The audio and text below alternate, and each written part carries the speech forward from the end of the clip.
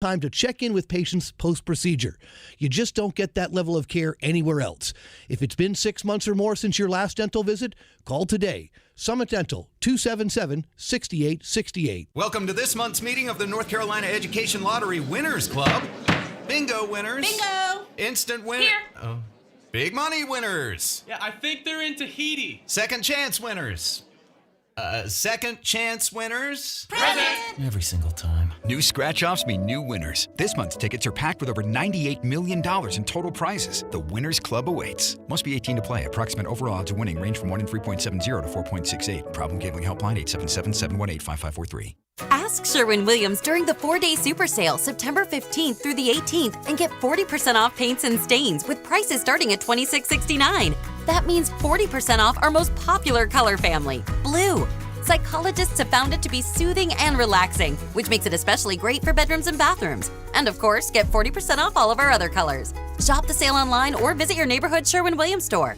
Retail sales only. Some exclusions apply. See store for details.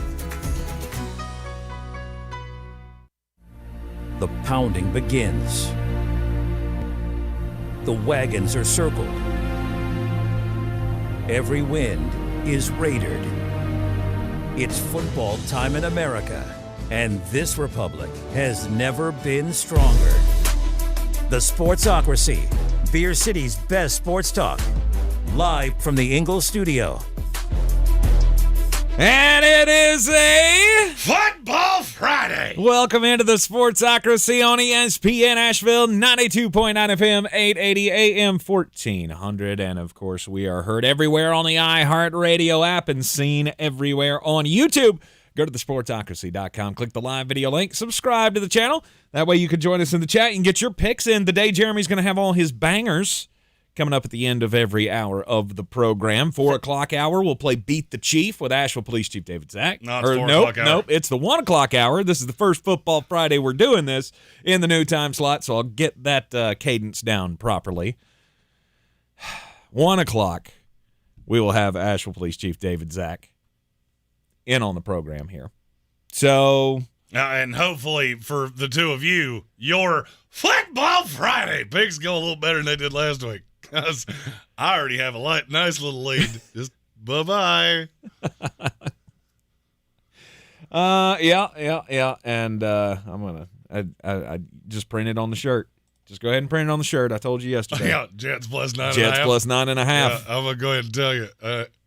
I don't reckon I'll be going with you on that one. All the Football Friday fun on the way for you here over the next 3 hours. Thanks for tuning in with us. And it's one more Football Friday reminder to get in on the Battle for the Belt.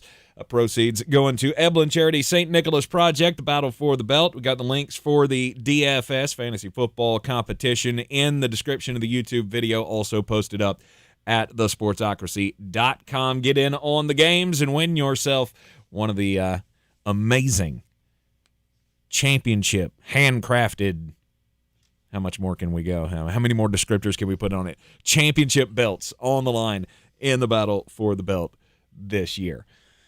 Last night, Thursday Night Football, the Week 2 kicked off with the Philadelphia Eagles. I reckon somebody out told Minnesota defense they were playing last night. Yeah, beating the Minnesota Vikings 34-28. I am dumbfounded how many people, yes, I had Eagles minus 6.5. No, they didn't cover that. I had under. No, they didn't cover that. I had Kirk Cousins under 266 passing yards. No, I didn't cover that. However, I wasn't wrong, even not nary a little bit, because Philadelphia ran the ball down your throat in a way that I don't know that I've ever seen a team do that. Every time DeAndre Swift touched the ball, I knew it was 4 yards minimum. Mm-hmm. Minimum. And last night, the thing that drove me the craziest watching that game was Al Michaels and Kirk Herbstreit talking about the genius of Brian Flores. He's not going to get beat deep. No, but they're going to bleed you out running 7 and 8 yards a carry. And they said it that one final time, and whoop, over the top, 60-yard Devontae Smith touchdown. Yep. And so much for that. Yep.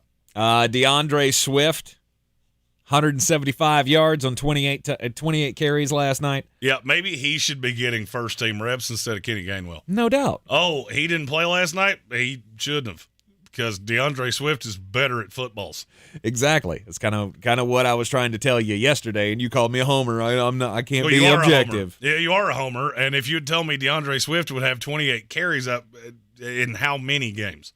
And how many times did he get hurt to get to those 28 Exactly. But last night, showing the workhorse ability in the 34-28 win. Scored a touchdown late to finally put it out of reach. I'm going to ask a question that's going to sound a little strange, talking about a 2-0 team that just won in pretty convincing fashion. On a scale of 1 being not at all and 10 being absolutely terrified, how worried are you about Jalen Hurts right now? 3? 9.5. Really? Why? He looks awful. Not just, he wasn't good last night. He almost single-handedly cost them this game because he can't throw. A.J. Brown was losing his mind the entire night going, how is it this hard to get me the ball? And it's not even Jalen that I'm overly worried about. I'm worried about the offense. If Minnesota doesn't hand you this game, and they did, 4 turnovers, horrific run defense, you'd have lost to a team that's not very good. The Minnesota Vikings are not good at football. They Justin Jefferson well. They don't do anything else well. That may be the single worst running team I have ever seen in my life. And I know they were missing guys in the back half, and that's why Kirk Cousins threw for so many yards. I'm not talking about the defense. Okay. I'm talking about you have to go into Dallas. You have to go into San Francisco. And you're telling me you're bringing that offense with you? Good luck with that. Because the Dallas Cowboys, last night I at no point thought Jalen Hurts can win them this game. DeAndre Swift can. I told Amy not a quarter into this game, if they don't start running the ball, they could get blown out. Then Minnesota went, whoops, a mess of times. Okay. And it made it look better for him than it was because he had a really high completion percentage. The only problem is that you hit one big one deep. You hit another big one deep that got pulled back by a hold on Rashad Penny, who should never play football ever. He was the only player that could not run directly down the throats of the Minnesota Vikings. But as I'm watching Jalen Hurts, the comfortability that he had with A.J. Brown, it's gone. It's not there. And the question is, what changed? Coordinator. I'll tell you exactly what changed. It's Brian Johnson. Because 2 separate times in the first quarter last night, they had third, and I believe one was 3 and the other was 4. And Brian Johnson concocts this ridiculous quarterback power, quarterback counter. It didn't fool a soul. It was the only time they stopped you from running the ball all night long because they knew exactly what was coming. Because Jalen Hurts looked uncomfortable. The pass rush was getting to him a lot. And that's not a good pass rushing team. Everybody talks about how great that Eagles offensive line is, and that's why they're so safe, and they'll be able to run, and Jalen Hurts takes care of the ball. Yep. They didn't look good last night. Daniil Hunter, somebody should tell Jordan Mailata that dude's pretty good because he ate his lunchbox, ate the chips, ate the cookie, and wadded up the note from mom and shoved it in your ear. Just ate your absolute unequivocal lunchbox. Okay. And here's why I'm saying this. Philadelphia, you've got 3 weeks here where nothing I just said matters. Because you play the Tampa Bay Buccaneers, that's on the road. You will not lose that game because they can't score. That front against that offensive line for Tampa Bay, that's going to be a long day. Yep. Washington, you got Sam Howell, young kid. This will be, his 5th start? I have no fear that he's going to come in and beat that defense. At the Rams, no, not worried about that at all. It's at that point that I become very worried because you go to New York and play the Jets. You host the Miami Dolphins, Commanders again, which doesn't matter, and you host the Dallas Cowboys. You could lose 3 of those 4 games. What I saw last night, you will lose 3 of those 4 games, and you will get blown out twice. Yep. Because if you think that DeAndre Swift and Kenny Gainwell and Boston Scott over guard is going to beat a team like the Miami Dolphins, I got a bridge to sell you. And keep you in the game, though. I mean, the Los Angeles Chargers proved that, right? With that running game, they'll be able to cut up Miami. Frankie Cleary, Philadelphia Eagle fan. I'd love to be able to argue with you, but I can't. Mm-hmm. Andrew Ayers said he's worried about the defense. I'm not, because you were missing Nakobe Dean. You're missing James Bradbury. Mm-hmm. Avonte Maddox got hurt in this game. So you're playing a bunch of guys that are not really in the rotation of this defense. That's one of those just throw the baby out with the bathwater. Does it bother me that Darius Slay got absolutely annihilated in the second half by Justin Jefferson? A little bit, but you're not going to see another receiver like that. There aren't more receivers I was going to say, who else could do that? Even Jamar Chase, I don't think, could do what Justin Jefferson did last night, because there were a couple circus catches. You had to deal with the length. There were just – I'm not worried about that. The pass rush got home pretty consistently, even if they weren't registering sacks, they hit Kirk Cousins a ton of times. Just that like happened with Tampa Bay last week. Exactly. That defense will mitigate a lot of your problems. What I'm just horrendously scared of, Jalen Hurts last night and last week against the New England Patriots looked like the quarterback that I saw coming into the draft 3 years ago. Mm-hmm. That's who I saw. You remember how I laughed out loud when they drafted him, because I said, this kid does not process this quick enough. His throwing motion is too long, and he stares down receivers. He threw what might be the worst interception I've ever seen, and I pull for a team that started Zach Wilson for 3 years.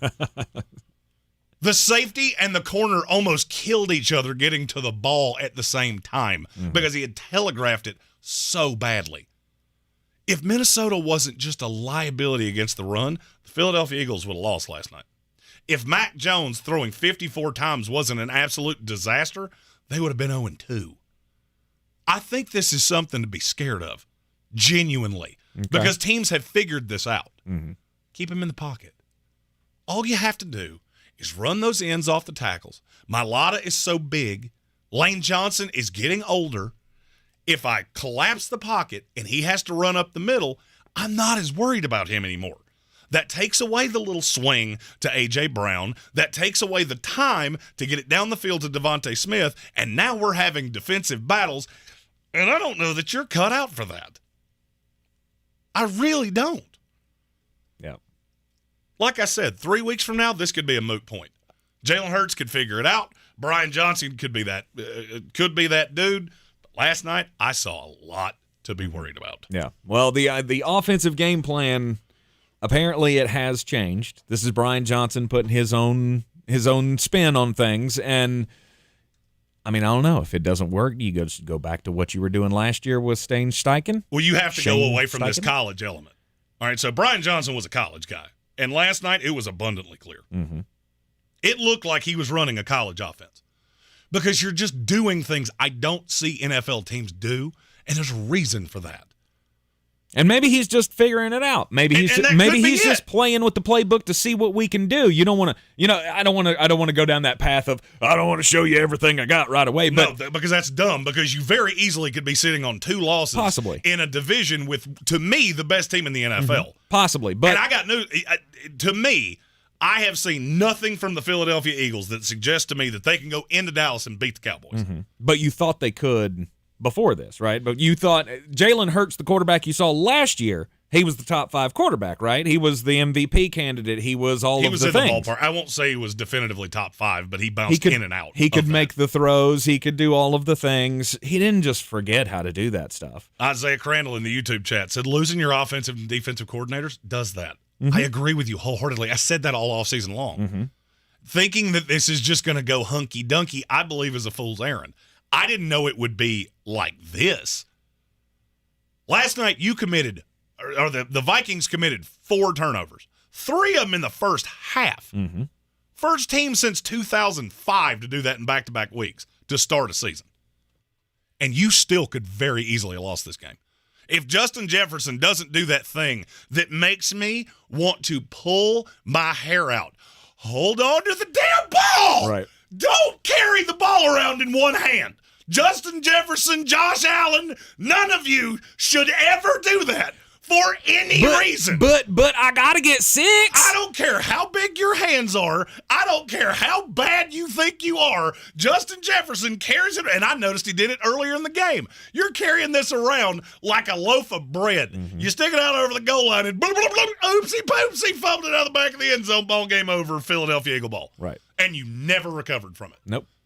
But if you look at how many mistakes it took for you just to win a one-score game against a team that it looked like they were trying to beat themselves, that's scary to me. Mm-hmm. Well, and you can push this off on it's Thursday. These weird things happen on Thursday. You can push that off all you want to. What I'm more concerned about is the breaking point. The breaking point in the game, right? Because they had the game with New England under control. They had this game under control. That's what I'm saying. You had a 20-point lead in this game. You were up 27-7 on the Minnesota Vikings. And they had committed a turnover that you turned around 2 plays later and scored. Mm-hmm. Now, you've got the 20-point lead. You let them chip away. You let them get back into it. And to me, that's the biggest concern, is what's happening in the second halves of these games.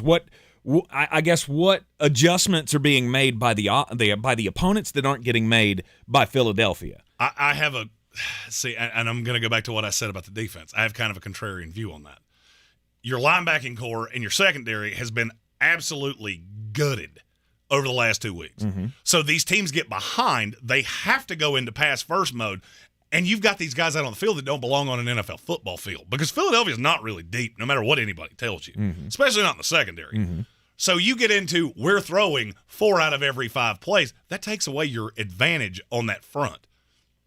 If you're not getting home and they have 2.5, 3 seconds to throw these passes from inside the pocket, they'll annihilate you. Tua Tagovailoa, you give him as much time as Kirk Cousins got before you get to him. You hit him 100 times. It didn't matter. He threw a touchdown pass last night that I'm pretty sure he was half horizontal when it came out of his hand. Didn't matter because KJ Osborne was in the back of the end zone going, they forgot about me. They didn't even know I was on the field. I'm just here doing my thing. Let's go. Yep. And that would terrify me if I'm an Eagles fan because you're in a Super Bowl window. Mm-hmm. This is a good young roster with vet players that are high-end at a lot of positions. But right now, your many million-dollar quarterback, he looks like the guy I remember coming out of college that I laughed and said, nobody with an IQ above salad dressing is going to try to play him as a starting quarterback in the NFL. I've seen that 2 weeks in a row now. You got some time to fix it. But you also played 2 of the best defenses in the league coming up in real short order. You're in the Sportsocracy. This is ESPN Asheville. The season we've all been waiting for is here. No, not that one. The season of the Big Orange Tent is underway in Western North Carolina. The area's largest selection of Halloween costumes, decorations, and accessories is at the Big Orange Tent at the Asheville Mall. Halloween Express is your one-stop shop for adult and child costumes, superheroes, horror icons, inflatable suits. You can find it all under the Big Orange Tent at the Asheville Mall. 10 to 8 Monday through Saturday, 12 to 6 on Sundays. Attention, it's time for the morning announcements. Make sure your parents are aware of the Ingalls Tools for Schools program and ask them to link their Ingalls Advantage card to our school. Remember, you have to do it each year.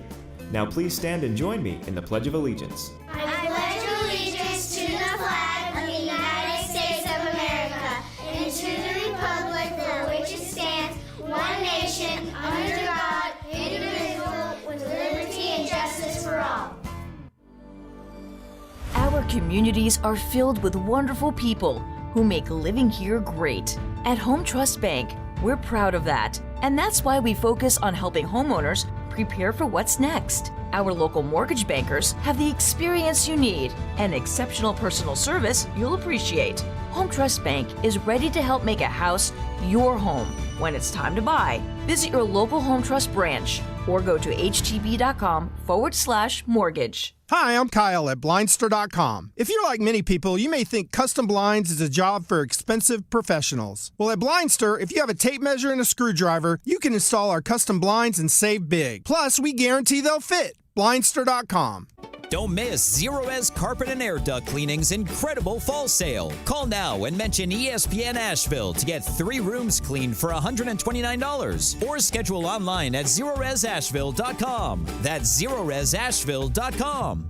Finding great candidates to hire can be like, well, trying to find a needle in a haystack, but not with ZipRecruiter. Its powerful technology actively finds and invites qualified candidates to apply to your job. So while other companies might deliver a lot of hay, ZipRecruiter finds you the needle in the haystack. See why 4 out of 5 employers who post a job on ZipRecruiter get a quality candidate within the first day. Try ZipRecruiter for free at ZipRecruiter.com/free. That's ZipRecruiter.com/free. In today's Marketers Report, Kate Cronin, Chief Brand Officer of Moderna, weighs in on the speed of audio production. In this day and age, and particularly at Moderna, where we have new information coming out on a regular basis, being able to feed that information to the audio format makes being nimble and pivoting easy, and that's what I really like about it. As the #1 audio company, iHeartMedia gives marketers access to the audiences, influencers, insights, and data you need to grow. If you're a marketer, go to iHeartResults.com. Can I get a weight reading on the cat in exam 3? Zuri needs a new vet tech after their current one literally moved to a farm. But finding an ideal replacement takes some training. This is like herding cats. Indeed can help them hire great people fast. I need Indeed. Indeed you do. Schedule virtual interviews and talk to candidates right from your employer dashboard. Visit Indeed.com/credit and get $75 towards your first sponsored job. Terms and conditions apply.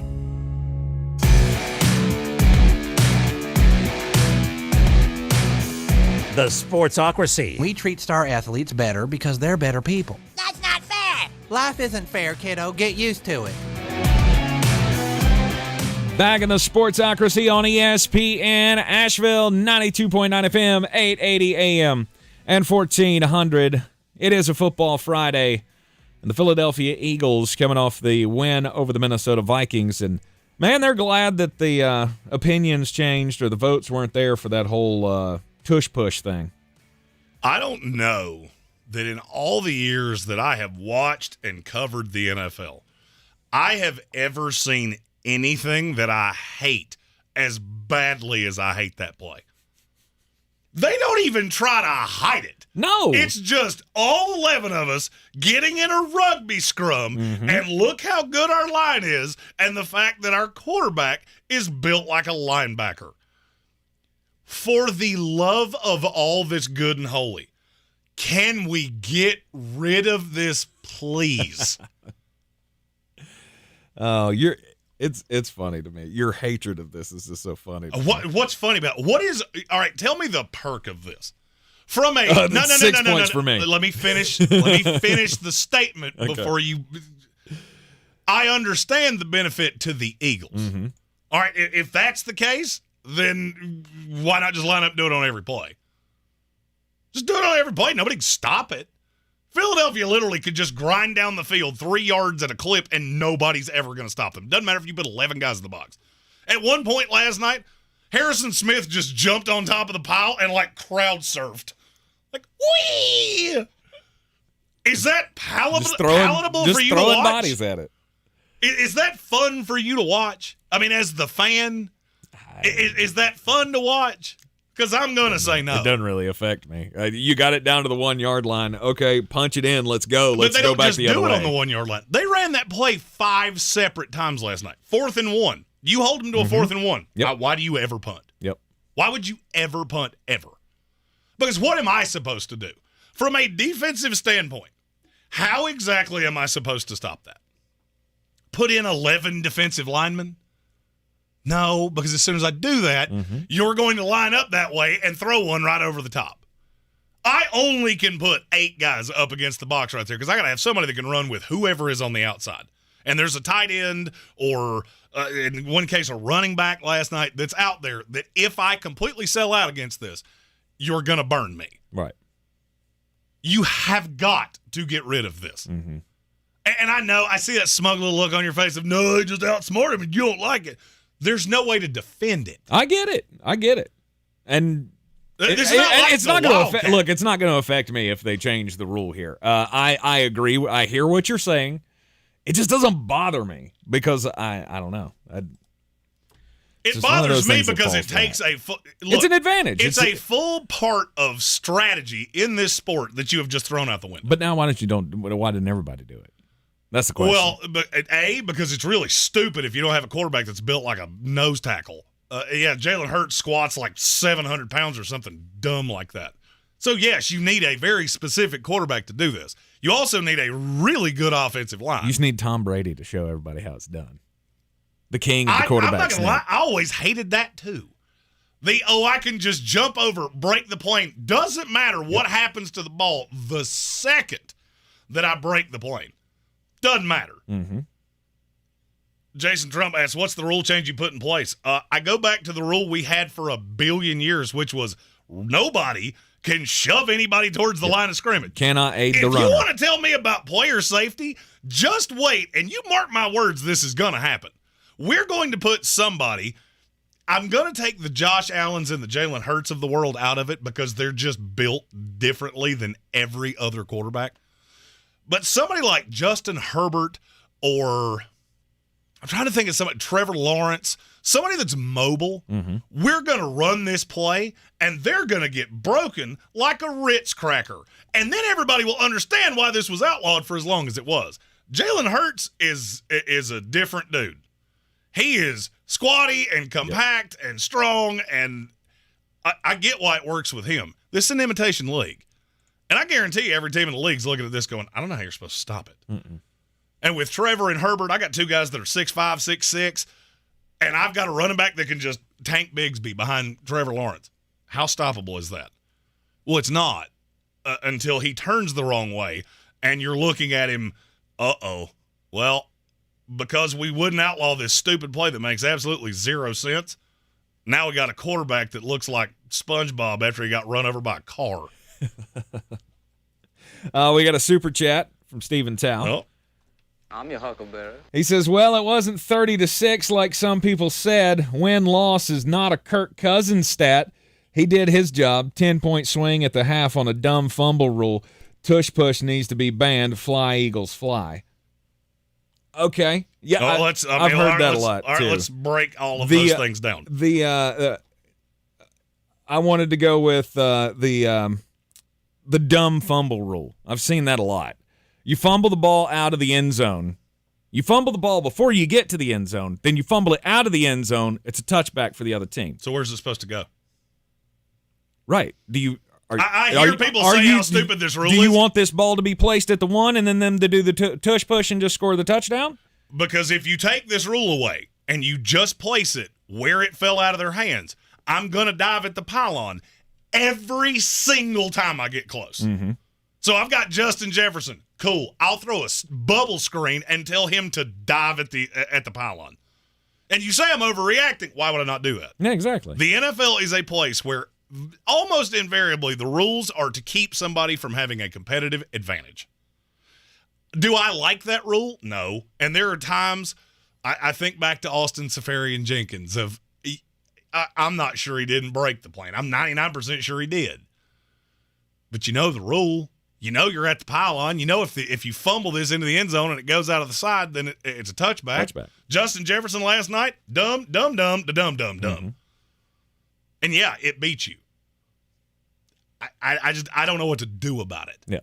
Now, if you fumble it out of the side of the end zone and it goes back to the 20, okay, now we can talk.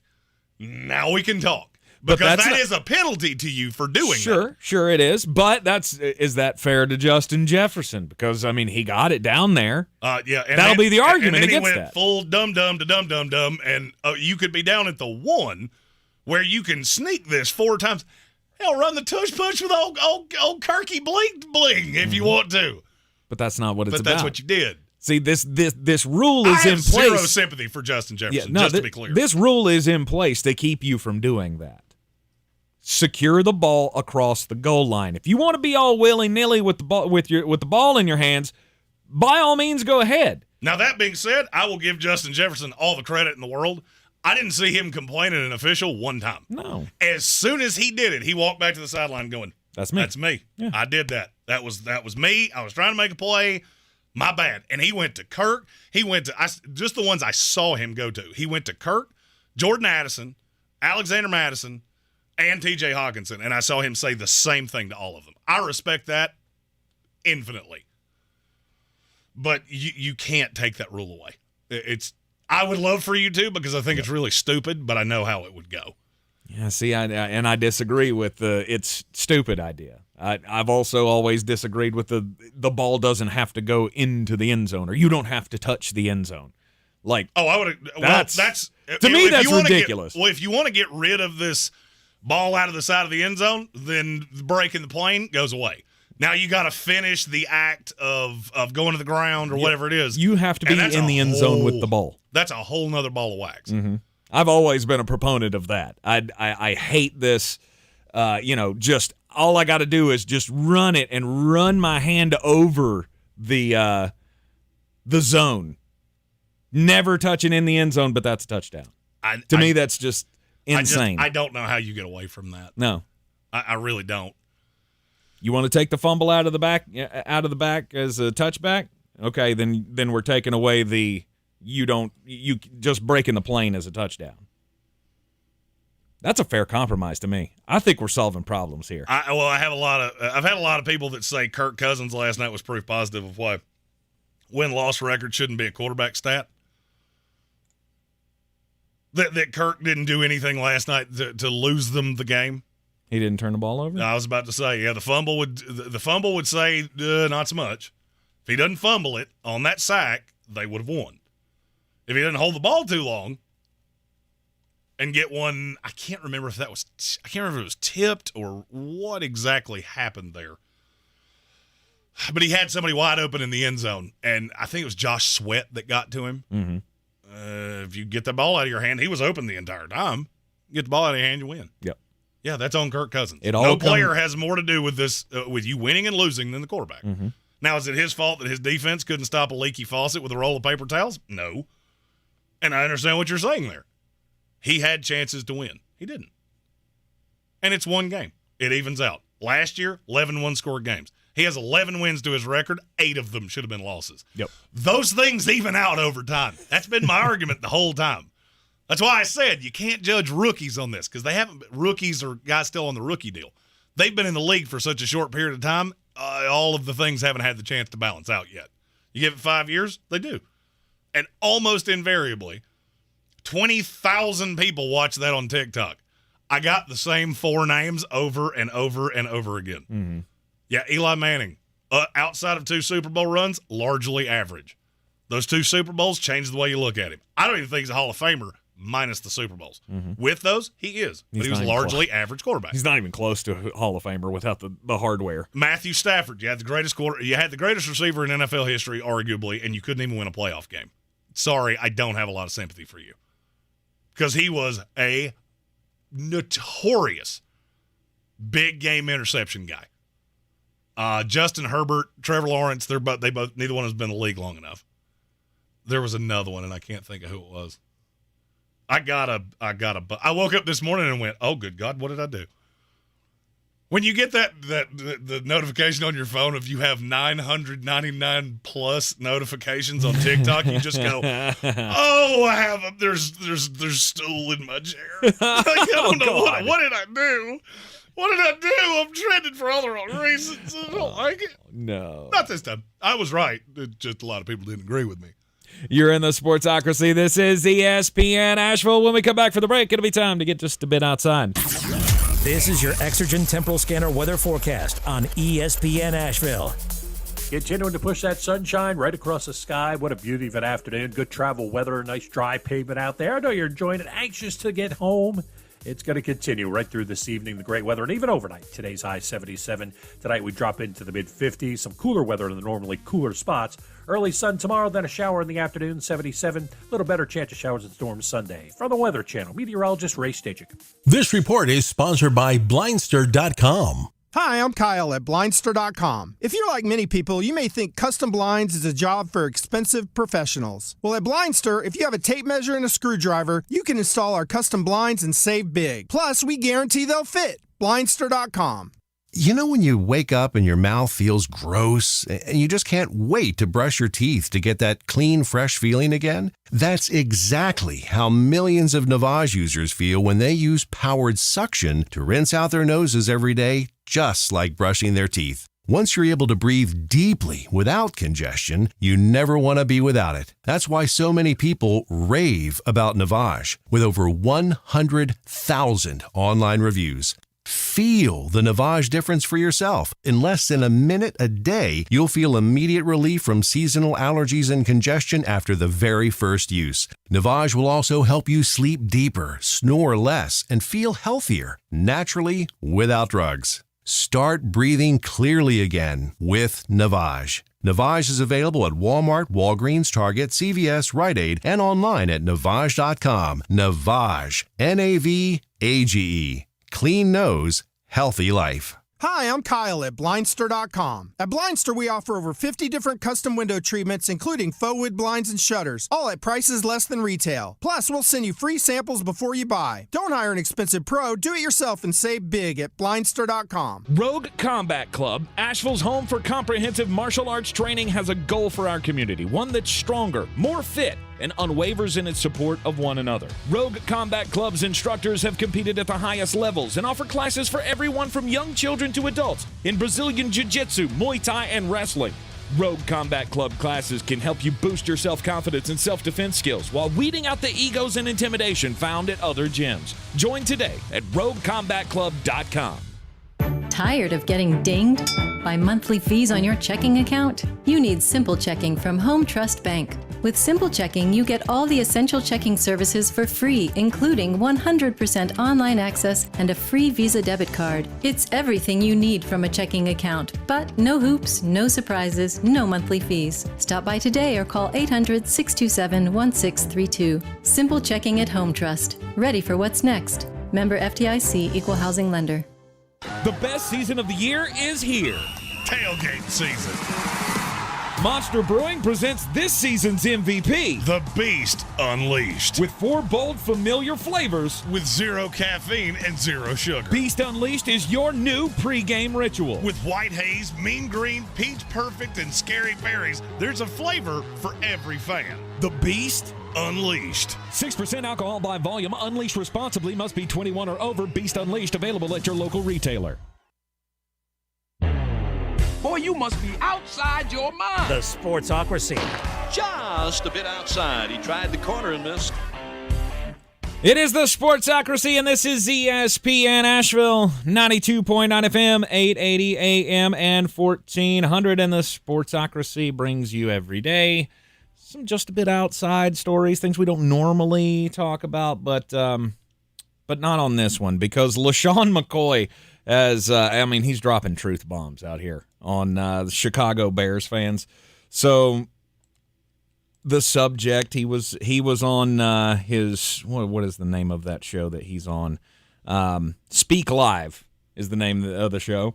He was on the show, and they were talking about Justin Fields. And it always comes up, and LaShawn McCoy is the guy in every room that has to be the check the brakes guy. He has to be the Jeremy of the group. Like, y'all think Justin Fields is something, but he's really not. And LaShawn McCoy says that you can't, Bears fans can't be level-headed about Justin Fields. He says they went through the offseason and they made the additions to the team. They got him some weapons, right? He's still the same quarterback in LaShawn's eyes. He said the problem is that the wide receivers need a quarterback, not that the quarterback needs weapons. He said it's the same results. Justin Fields is a tremendous athlete. He's really, really good in fantasy football.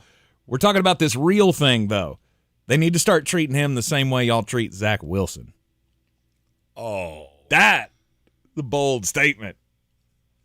I heard no lies. I heard no lies. Y'all need to start treating him the same way you treat Zach Wilson. He's a much better athlete, and he can do things with his legs, but when it comes to being a thrower of the football or being a quarterback in this league, he ain't got it. I heard no lies. Yesterday I told you the story about Colorado State's coach, Jay Norvell. He did that thing that you really ought not do when you play Colorado State or Colorado and Coach Prime. Don't give them things to put on a bulletin board, or they will hurt your feelings, which is coming just nary less than 36 hours from right now. By this time, tomorrow, plus 12 more hours, Colorado State will be crying in ultimate sadness. But Coach Prime, ultimately the marketer of all marketers, saw a great opportunity in this. Since Jay Norvell said that he takes his hat and sunglasses off when he talks to adults because that's how his mama raised him, his words, not mine, what did Coach Prime do this morning in the meeting with his Colorado Buffaloes? Wore his hat and sunglasses. He gifted every one of them a pair of his sunglasses from his line. Hell Those yeah. mirrored, which I kind of want a pair. I'm not going to lie. Those are weird-looking glasses that he wears, and I really like them. I'm an aviator guy usually, but those are sweet. Mm-hmm. He gave a pair to every player on the team. Awesome. And you mark my words, you will see a pair of those on the sideline and a hat on the sideline. I was going to say that's 74-4 with 8 minutes to go in the fourth quarter. If I were them, that's the way I'd come out of the tunnel. Just every dude, all the helmets are lined up in a line under the bench already. Oh, and then all of them just come slow walk out of the locker room with hats and sunglasses on and go, "We're here to play, boys." Yeah, that's one of those where you see a bunch of the little unathletic guys that play for Colorado State, and they go full Ralph Wiggum. Yeah, I'm in danger. Exactly, because that's about what's about to happen. That's one of those where you got to have the conversation with your coach, like, "Hey, coach, they hitting you? No? Then how about you shut up? Yeah, be great if you wouldn't give them a reason to hit me harder." Yeah, I don't know why they do it. I will never figure it out. I did enjoy the clip from the Pat Mack show yesterday where Shiloh was on with him. Shiloh Sanders was just like, "Why would you do that? You know what's going to happen now." I mean, he didn't say that, but that was the tone. Well, we're all going to walk out there on that field tomorrow, and we're just going to go boop, boop, boop, and stomp on your favorite flowers. Well, I mean, it's a great line there. This is, I really hate that I have to break this to some people, but in life, there are certain people that you should not talk smack to. Allow me to give you a demonstration. If Tank shows up wearing a stupid shirt, I could look at him and go, "Hey, your shirt's stupid." You know why? Because I have absolutely no fear of retribution. Now, if I come in wearing a stupid shirt, you know what Tank says? "Nice new shirt you got there, sir." really nice of you to bless the rest of us with that, because the repercussion might be less than ideal. I use that because I know Tank's the most nonviolent person I've ever seen, and when 100%. He gets mad, it makes me laugh. Tank gets all red-faced and angry, and I just want to go, "Scoot. Oh, are you mad? So mad. Just pick him up, let his little feet get. I hate you so much. You should. But I'm going to say that same thing your wife says to you all the time. How do you have friends? I don't know. I really don't. I should be at home drinking by myself. Oh, and yet, there's a bar in the neighborhood, and every time I show up, there's people like, "Let me buy you a beer." I don't know why, but let's go. Okay. Let's just get this guy drunk and see what he can do. Yeah, and he's much nicer when we do that. We like it best when he punishes himself in public. Yeah, I don't know what that thing is you do, by the way, though, but that whole hitting yourself in public thing, they're going to call like a crisis intervention team on you. It's funny you mentioned that, because during the Jet game, I was morose for 3 quarters. But then when we made it a game, I have this bad habit of, when you're doing athletic things, you have pads or something that are over your chest, and so you get used to beating your chest like a caveman. Well, the problem is when you're 36 years old, you are divorced, and you're watching this game at home on your television, there's nothing protecting your chest. So I have a bruise that looks like I got shot with one of those police beanbag cannons. I noticed it this morning and just went, "Oh, that's why that's been so tender for a few days." Right.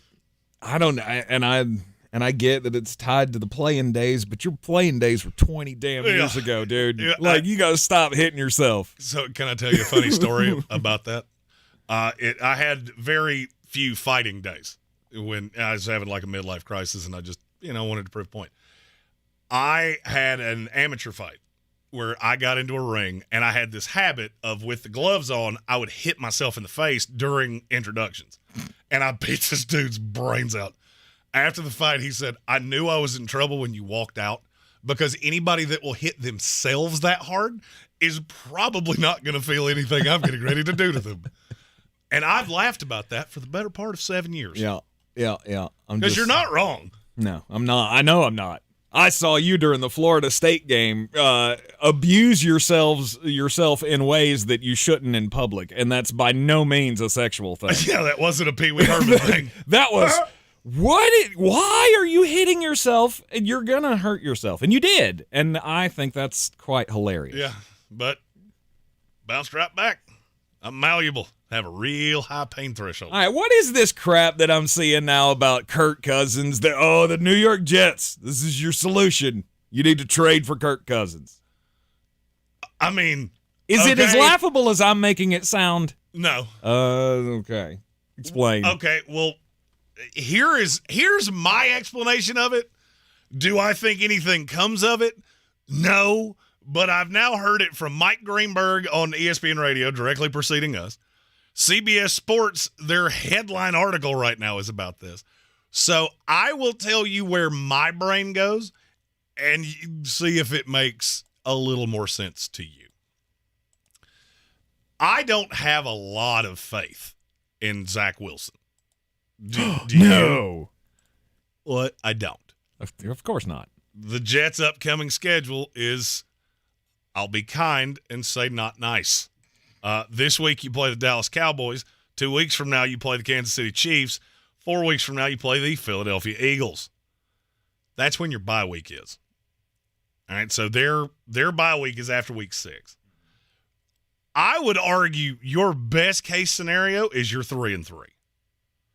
If you're 2-4 or 3-3, somewhere in there, you've still got a shot, and you just can obviously tell Zach Wilson's not it. In that time, Kirk Cousins in a contract year.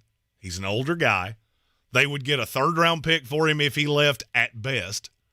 So you offer them something slightly better than that with really no intention of bringing him back. Because Minnesota, have you looked at their schedule? I have not. Yeah, in that time, Chargers in Minnesota. Good luck with that. Based off that secondary I saw, 2 weeks now, good luck. They might be able to keep up, though. They might. They might. At the Panthers, Kansas City Chiefs, at the Bears, 49ers. There are at least 3 losses there. So Minnesota could be sitting at 2-5 going, Kirk Cousins is not the guy. Maybe we low-key take that. Adolfo Mensa said this is going to be a quiet rebuild or a competitive rebuild. That's what he called it. Yeah. Maybe we just make it less competitive. You look at the back end of the schedule, there's a lot more losses there too. And we just tank it out, take the pick we get, chase Quinn Ewers, chase one of those. I mean, I don't think they're Caleb Williams, Drake May bad. No. But with no Kirk Cousins, you're probably top 5 bad. Maybe. And then you could chase Ewers or Shedeur Sanders or something like that. See, that makes sense. Is it ever going to happen? No. Because your stadium would have 14 people in it. Right. And Justin Jefferson might go full catatonic if you did. Yeah, I don't see that. In terms of your long-term viability, that's the right call. If I was Minnesota, I would low-key have already made the call to Joe Douglas. Hey, you got a Super Bowl roster. We don't.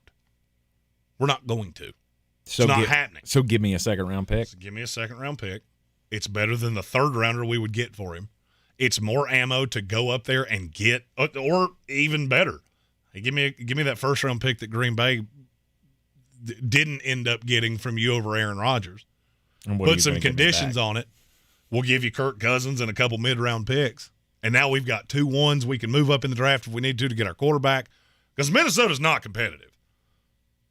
They're not a playoff contender. Can they hang with a team like Philadelphia? Sure. You turn the ball over at a rate that I don't know that I've ever seen a team have 7 turnovers in 2 weeks. Right. The schedule's evil. I mean, it's not. What is the high side for Minnesota right now? The high side? Best you could possibly be. Because through that 49er game, the best case scenario for me is 2-5. Okay. You go to Green Bay at the end of October, that's 2-6. At the Falcons, I'll say that's 2-7. Saints is 2-8. So you catch Broncos, Bears, Raiders, 5-12.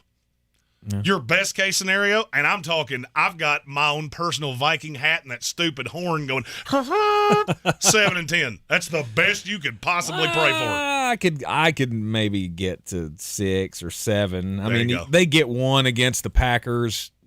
Tough battle there, and I don't know. Maybe. And what does that do for you? It doesn't do so anything you keep for you. Kirk Cousins, you get a conditional pick a year from now because he goes somewhere else to be the starter. Mm-hmm. What does that do for you? That one does make some viable sense, but you're going to get some serious backlash. Yeah. And the Jets would have to let Zack have 3 or 4 games to see what he can do. It would have to go horribly awry, but they would still have to win. It doesn't make sense. Because if the Jets go 1-5, what's my impetus for doing this? Right. Why would I not just be terrible? Absolutely. Know that Zach Wilson's not going to be the guy. I can take my first-round pick, draft one of those quarterbacks that can sit under Aaron Rodgers for a year or two, and then I'm hunky-dunky. Yeah. It makes no sense to me now. You give Zach Wilson another shot, and if he can't do it, and he looks terrible, just like he did last year, then okay, then you make the move 3-4 weeks down the road, as long as you're still competitive. You're in the Sportsocracy. This is ESPN Asheville. Take a quick break. When we come back, it'll be time for bangers, and then Beat the Chief after that. Are you Beer City's best fantasy football player? Your chance to prove it is back. The Sportsocracy's Battle for the Belt is back for year 2 with 2 ways to win. Our standard contest and the new Eliminator Challenge for the most hardcore of football fans. Play fantasy football with us every week of the NFL season and compete for a cause with proceeds benefiting Evelyn Charity's St. Nicholas Project. Register today at thesportsocracy.com and take your shot at the title of Beer City's fantasy football champion. At Ingles, we're proud to sponsor area athletics at all levels, whether we're building new fields for T-ball, celebrating Friday night rivals, televising college basketball games, bringing the Fan Fest to semi-pro soccer, or taking you out to the ball game at your minor league park. We're here for the fans. No one gets the dedication to the home team like you guys, and we've got all the sports you can handle. It's all in the bag. Ingles, low prices, love the savings. If cleanliness is next to godliness, look around the car right now. Is that very godly? Look, life comes at you fast, but so does WBNC Auto Detailing. They have the tools to make your interior look like it's coming off the showroom floor. You don't believe me? Check them out on Instagram. All that filth and years of stains disappear. WBNC Auto Detailing does full interior and exterior details with paint correction, and they do wax and ceramic coatings. Call WBNC Auto Detailing at 455-3700. Premium care with a Southern hospitality touch. The countdown is on to our 2023 iHeartRadio Music Festival. The most massive live music event of the year. Friday and Saturday, September 22nd and 23rd at T-Mobile Arena in Las Vegas. Streaming live only on Hulu. Brought to you by T-Mobile. Experience more of the music you love with the record-breaking 5G network. T-Mobile customers can unlock VIP benefits at the festival all weekend long. It's better over here. See why at T-Mobile.com/SEEWHY. Join the Asheville Symphony on Saturday, September 23rd for a journey through the depths of emotion, from the shadows to the light, with Out of the Shadows, the opening concert of the Asheville Symphony's Masterwork series. You'll experience the passion, drama, and triumph between Beethoven's Leonore Overture 3 alongside acclaimed cellist Sterling Elliott as he joins the Asheville Symphony on Elgar's poignant cello concerto. Brahms Symphony No. 4 rounds out the program, taking listeners to new depths as they experience the power and beauty of orchestral music. Don't miss the first concert in Asheville Symphony's Masterwork series, Out of the Shadows. 2 shows, 2 p.m. and 8 p.m. on Saturday, September 23rd at the First Baptist Church of Asheville. Tickets are on sale now at ashevillesymphony.org, by phone at 828-254-7046, or in person at the Asheville Symphony box office at 27 College Place, Suite 100 in Asheville. Our state's future begins with our students. That's why the North Carolina Education Education Lottery has contributed over $10 billion to education. Through scholarships, school construction, support staff, and pre-K programs, lottery dollars move our state forward, helping students become the best versions of themselves. Visit movingncstudentsforward.com and share how your student or school community has benefited for a chance to earn $2,000 for your story. Must be 18 to play. Problem Gambling Helpline 877-718-5543.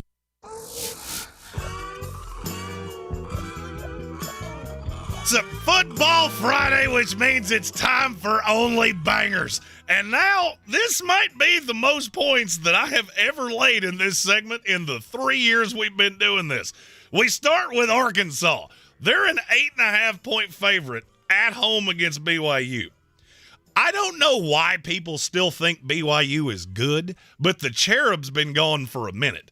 And what do I always ask when it comes to what do I lean to in a college football game? Who has the better coach, who has the better quarterback, and who's at home?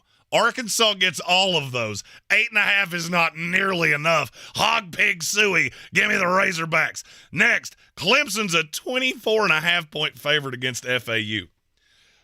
You care to explain that to me? I mean, look, I understand Cade Klubnik is not good, but neither is FAU, and this game's in Clemson. If you let this even stay close, you might start looking like Boston Connor catching beers on your shoulder, and it ain't going to happen. Clemson's going to roll. They'll cover 24.5 in the first half. I love the first half line. 13.5, take Clemson. They'll be up by 3 scores at halftime. Clemson minus the 24.5. Colorado, the Fighting Coach Primes are a 23.5-point favorite at home against Colorado State. After Jay Norvell opened his mouth, you could have told me this was 43.5, and I'd have still laid it. Because Colorado, as soon as you put out that video where Coach Prime's going, what'd they make it? Personal. Yeah, that means they're going to come out with their hair on fire, and they're going to try to hurt your feelings. They have the talent and the ability to do it. Give me the Buffaloes, minus 23.5. They may cover that in the first half. And while we're laying big numbers,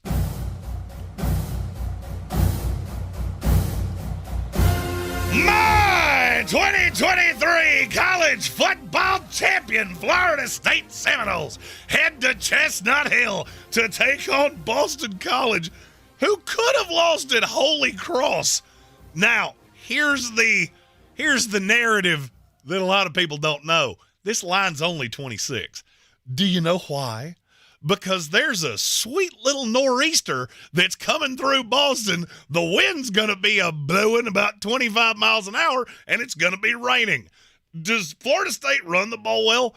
Oh, yeah, I think they do. What does rain do to bad teams? It makes them batter. And Boston College is already batter enough that Florida State should boat race them anyway. Give me your national champion Seminoles minus the 26, and you'll get Tate Rodemaker in the second half.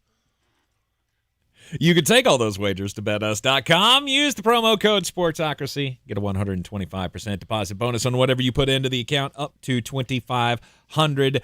That is a legal way, no matter what state you live in. If you live in the continental United States, betus.com is a legal way to make all of your wagers, including right here in the lovely state of North Carolina. And one of you has been just ringing the bell at Betus. It doesn't tell me who you are, but I get to see the weight you're playing and how often you're winning.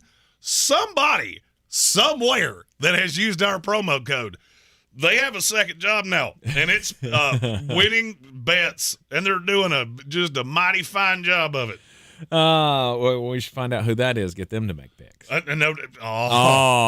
here's the thing. We should bring them in for this next segment. Maybe I'd have a little competition. Oh, look at that. Make jokes at the comedian. See how that works out for you. Beat the Chief is coming up with Asheville Police Chief David Zack here in the Ingalls studio. ESPN Asheville 92.9 FM, 880 AM at 1400. Yeah, the champ won week 1. Come at the king, you best not miss.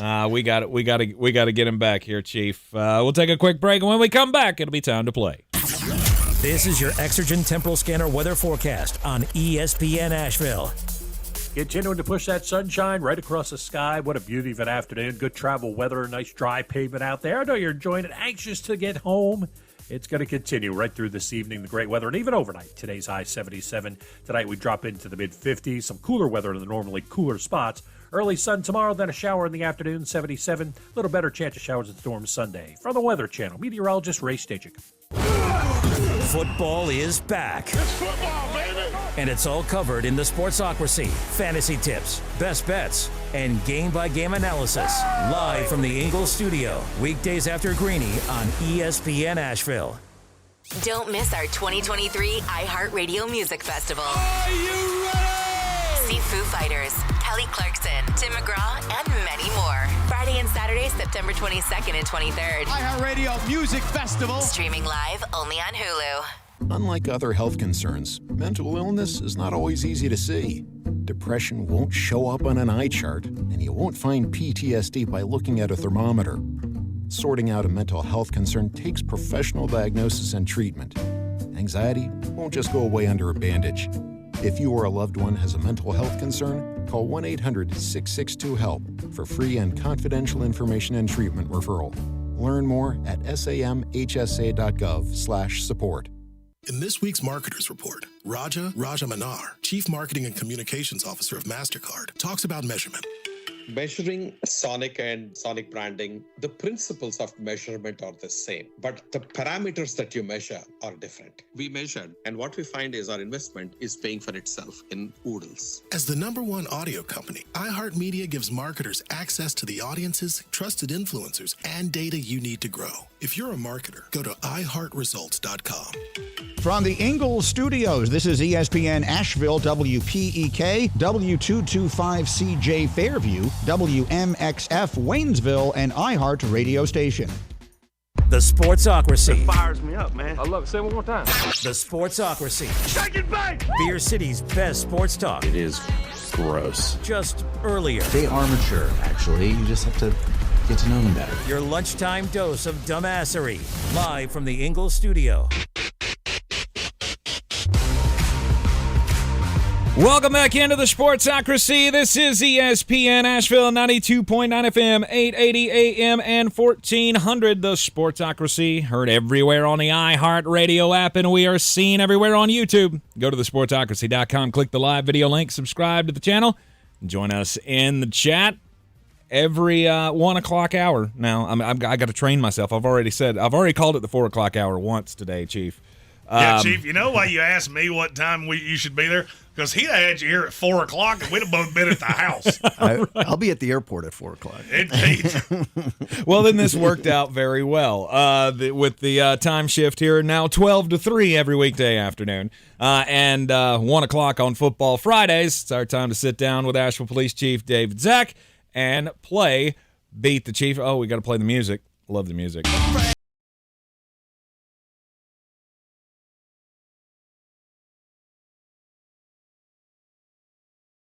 Done it so many times that I need to interject the Jeremy one? Of course he did. It's already begun. Chief Zack, it was not a great week. My quarterback got dead against his team, okay? Let me take my wins where they come. Sure. It was not a great week for you and I as we lose to Jeremy. The Chief was 5-11 last week. 5-11. Well, 5-11. Yeah. Not too good. Not too good. No, that was a full 4 games behind the winner for the week. I was 2 games behind Jeremy at 7-9. Jeremy finished out the week 9-7. And it started out well for us all again. Thursday night games, apparently we can't get those right. We all missed last week. We all missed last night. Well, the good thing is I went to betus.com and didn't wager it until last night and got it at 5.5. So, yeah, look like a big dum-dum to y'all, but you don't pay the bills. There you go. Good for you. Beat the Chief always brought to you by Clarissa Hyatt Zack of eXp Realty. Go to clarissasellswnc.com. And listen to her new real estate show every Sunday on 570 WWNC. And what's the name of it? Clarissa Explains Real Estate. Yes! Love it. Yes. Throwing it back for all us 90s kids. I dig it. You had a crush on Melissa Joan Hart, didn't you? I kind of did. I did not. I never understood that one. Really? Topanga, all the way. Well, I mean, her too. And then I got the shot to take the shot at Topanga, and I was doing so well until I wasn't. Yeah. One day I will tell that story, and then I will probably get sued for telling that story. All right, let's get into week 2 games here in the NFL. The first one in the 1 o'clock slate is the Los Angeles Chargers in Nashville to take on the Tennessee Titans. Tennessee is a 3-point dog at home. Jeremy, you want to start us off as the champ of last week? The reigning, defending. All right, you've got this at 3, correct? Yes. I like it better at 2.5, which is the consensus. But you pulled the lines, so I'll go with 3. I don't know what to make of Tennessee. Ryan Tannehill's not very good at football. That receiving core is not great. I don't think you can take advantage of the biggest deficit for the Chargers, which we saw last week against the Dolphins. Tua Tagovailoa just ate them alive, and I don't think Tennessee can take advantage of that. I don't like West Coast teams coming east. I know some heavy, sharp money is on Tennessee, but it's not enough. I'm taking the Chargers. All right, Chargers minus the 3 for Jeremy. Chief, what do you say? I mean, you said Chargers are getting 3. No, giving 3. Oh, giving 3. Giving 3. Tennessee. Tennessee's a 3-point dog. Yeah, and I think that's about right. I do too. But then again, I'm 5-11. What do I know? I should probably leave the analysis out at this point. But no, I mean, that was a great game with the Chargers in Miami. The Chargers have all their weapons healthy to start the year. It showed. And I think they're just too much for the Titans. I agree with everything you guys said. Los Angeles Chargers minus the 3. Yeah, I didn't even really think about it for a second. I did. Because Tennessee's they're just not the team. I don't think they're the team that can take advantage. No, but they're going to keep games close. At 2.5, I feel really good because I think that's what I would say this ultimately is. I'll say 24-21, which makes me want to avoid the over-under like grim death. But I think 3 is the right number. We're probably all going to push this. Or, more likely, we're all going to lose this, and it's going to be a 2-point game, and we're all going to be kicking ourselves. It's entirely possible. And next week we just come in here and we don't even have analysis. I asked the dog, and the dog licked itself when I said Chargers. So go Chargers, go! There you go. That's a way to tell games. The Green Bay Packers. According to people on TikTok, that's what I do anyway. The Green Bay Packers are in Atlanta this week. Jordan Love and company against Desmond Ridder and whatever running game they're going to throw out there. I mean, Desmond Ridder's not a good quarterback in this league. I'm actually shocked that Atlanta's a favorite here because I don't know. I just feel like Green Bay, what they showed last week, should be the favorite here. This may be the line has been set long ago and things don't shift that you always talk about. Okay. I don't get it. This line didn't come out until, in terms of a consensus, that didn't come out. You could have gotten a futures alternate line, but it wouldn't come out until Green Bay's game was over. Yeah, so. I just don't get it. To me, Green Bay, I think, is the better team here. I'm not buying the Atlanta Falcons, as you well know. And to me, this is Packers plus the 1.5 on the road. Not so fast, my friend. Atlanta started as a 2.5 or as a 2-point dog. It has come all the way down to a 1.5. Let me explain to you why. Because the Chicago Bears are not very good at the football. Atlanta's defense is really good. And what I saw last week is that with Jesse Bates, with Calais Campbell, with the amount of talent they have on that defense, they can really manipulate a young quarterback that's not used to different looks. I look for Jesse Bates to have another big game here. I think Atlanta's going to win this game outright. I think they're going to cover the 1.5. I love that it's in Atlanta. And in terms of DFS plays, you're going to tell me I'm crazy. I'm going to do this till it works. I like Kyle Pitts this week. Okay. I like Kyle Pitts. I think he gets in the end zone, has a couple catches. They may even manufacture touches for him. Every word I hear out of Atlanta is we have got to get these receivers going in some shape, form, or fashion. Right. I think this is the week they do it. I still like Green Bay. I just don't like this spot traveling to Atlanta and all the vets on that defense against Jordan Love. Okay. All right, Chief, what do you say? I'm kind of with Jeremy on this one. I like the Falcons D. And, Pitts needs to have a big week, though. It's about time. But I don't. But none of it. I can't blame him for it because he's got an awful quarterback. I would feel better if Cordero Patterson were throwing him the ball. I can't argue that you're wrong in what you just said. He can do everything else. Does the Joker roll throw the football? Arthur, have you tried this in practice yet? Because the guy you got chucking the ball out there is a moron. I hate him so much. And the Atlanta Falcons can only go as far as Desmond Ridder is going to take them. I don't think that'll be very far. No! It's not going to be. You're going to run out of gas before you get to Roswell, brother. It's real close to Atlanta, by the way, for those of you who don't know. I think they're going to run a lot. In the last 2 years, how many games does Kyle Pitts have with more than 3 catches? 2. It's 2. One was against Seattle, and one was against Carolina. 9 for 80 in one, 8 for 87 in the other. Yeah. I looked for one of those. Why are we not talking about that as one of the biggest wasted talents in the NFL? We would be if Atlanta had given us a reason to talk about them. fair When you enough. live 7-10, it doesn't give us a whole lot of reason to start a show with that.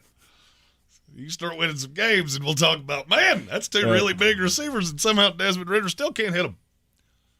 Green Bay plus the 1.5 for me. Jeremy and the Chief going with Atlanta to cover the 1.5 at home. I got another 1.5 point spread between the Indianapolis Colts and the Houston Texans.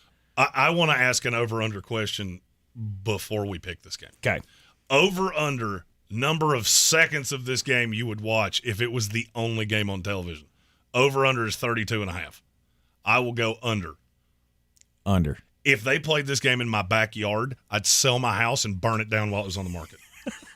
But wait, this is the earliest in the history of the NFL that 2 top 5 picks have played this soon in the season. Like, that's what you're leaning to sell this game? Don't care. That literally is the tagline to pub this game, is we got 2 rookies playing against each other. Ha-ha! Because this is going to be a terrible game. Hey, and they're both awful. Let's go. So, Chief, we'll let you start on this one. Yeah, this is it's the Who Cares Bowl. Right? Exactly. Who cares? So that being said, I'll just take the home team. Okay. I don't think there's any more logic to it than that. Is they're at home, and you're talking about 1.5. Yeah. So home team plus 1.5. That means you're going with the Houston Texans. Me too. That's the end of the analysis. Awesome. Houston has a better defense than Indianapolis does. Yes, Richardson's harder to game plan for. This could also be Will Anderson this could be his coming out party. Mm-hmm. He had more quarterback hits in week 1 than any rookie since 2019. And that was Bosa and Josh Allen. Yep. Both pretty good edge rushers. Yep. So I like Houston by a field goal. I'll say it's 17-14. I am with you guys on Houston here. There's not a whole lot that you can say about just how bad Indianapolis is. If you watch this game, there are meetings for you in the basement of churches where they will tell you it's going to be okay and that you don't have to spend your life this way. I don't care if you're the biggest Texans fan on earth. Go walk your dog. Take your wife on a date. Do something. Just do something. Go watch the Barbie movie. I don't care what you do. No, if you're a Houston Texans fan, you're definitely watching this because this is one of the few chances you're going to have at wins this year. So yeah. we gotta watch one of these. Well, might as well watch the one we got a chance at winning. Yeah, just don't watch USC because then you can watch Caleb Williams and go, that could have been our quarterback, but we had to take C.J. Stroud. Woo! The Detroit Lions host the Seattle Seahawks. I'm invoking my champion's right to not pick this game until last. Okay. Detroit and Seattle. Chief, do you want to start? What's the line here? We are at 4.5. Chiefs, the Chiefs. The Detroit Lions, they beat the Chiefs last week and they just stole their name. That's come down, hasn't it? Didn't it start like around 5.5 or 6? It was at 5.5. It got all the way to 6 in some books. It has come down, which I don't love, but here we are. Detroit's minus 4.5. What a letdown it would be to beat the Chiefs and then come back a week later and lose to the Seahawks that just got stomped by the Rams. Yeah, I mean, I just can't see that happening. I think they're too well coached, and man, I like Gibbs. I mean, that kid's electric. If they play him. If they give him the ball. Right. Which I think they're going to have to. Oh, we're going to run the ball. This is going to be David Montgomery doing it. Gross. But this is just too many weapons on offense. Mm-hmm. And the Lions are going to be the darlings now all year long until they lose. Yeah.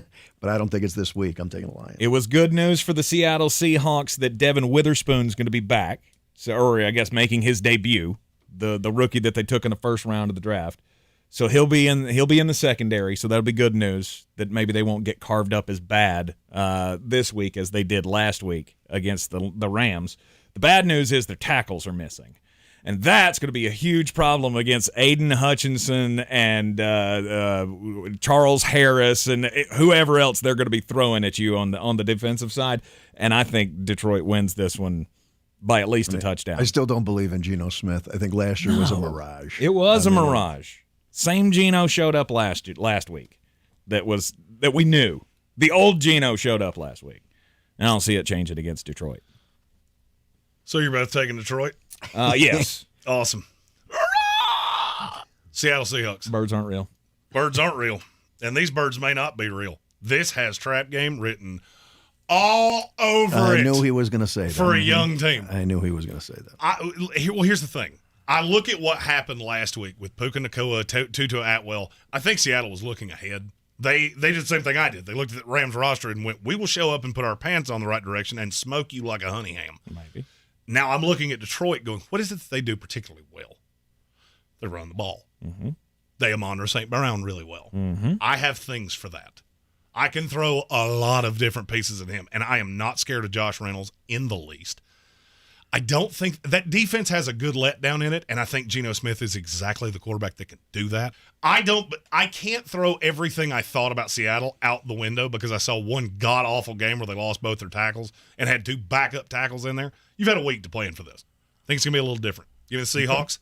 Achy breaky, no mistakey. They beat Detroit at home. Ooh. Nice. He's laying the gauntlet down on that one. You are in the Sportsocracy. This is ESPN Asheville, 92.9 FM, 880 AM at 1400. We're playing Beat the Chief with Asheville Police Chief David Zack.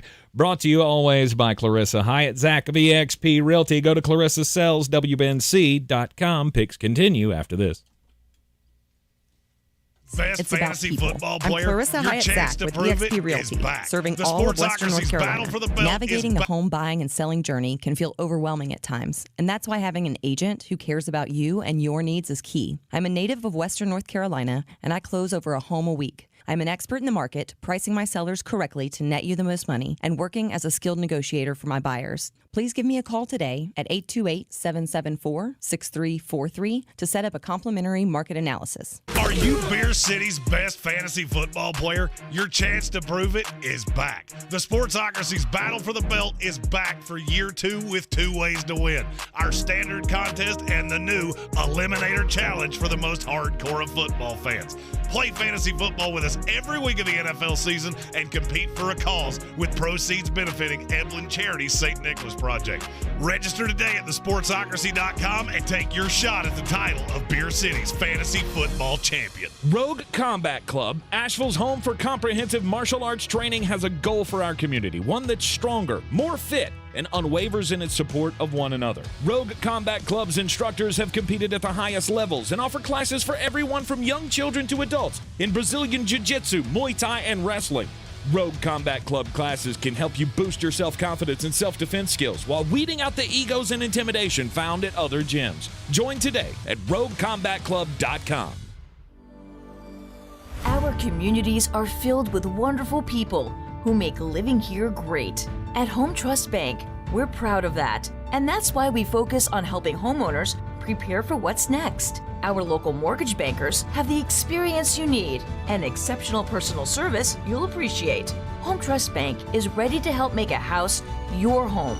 When it's time to buy, visit your local Home Trust branch or go to htb.com/mortgage. Hi, I'm Kyle at Blindster.com. Want to save big on custom faux wood blinds, shutters, cellular shades, and more? Shop Blindster today and save up to 50% over comparable blinds from brick-and-mortar stores. Get custom blinds at low prices and free shipping at blindster.com. The last thing you need on the way to the game is a flat tire. Ensure that you'll make the game on time with new tires from Black Mountain Tire Connection. With 22 years of experience serving the East Asheville area, Black Mountain Tire Connection offers all major tire brands. Black Mountain Tire Connection keeps you running with tire and auto service, including alignments, brakes, state inspections, oil changes, and minor repairs. Schedule service now at blackmountaintire.com. Welcome to this month's meeting of the North Carolina Education Lottery Winners Club.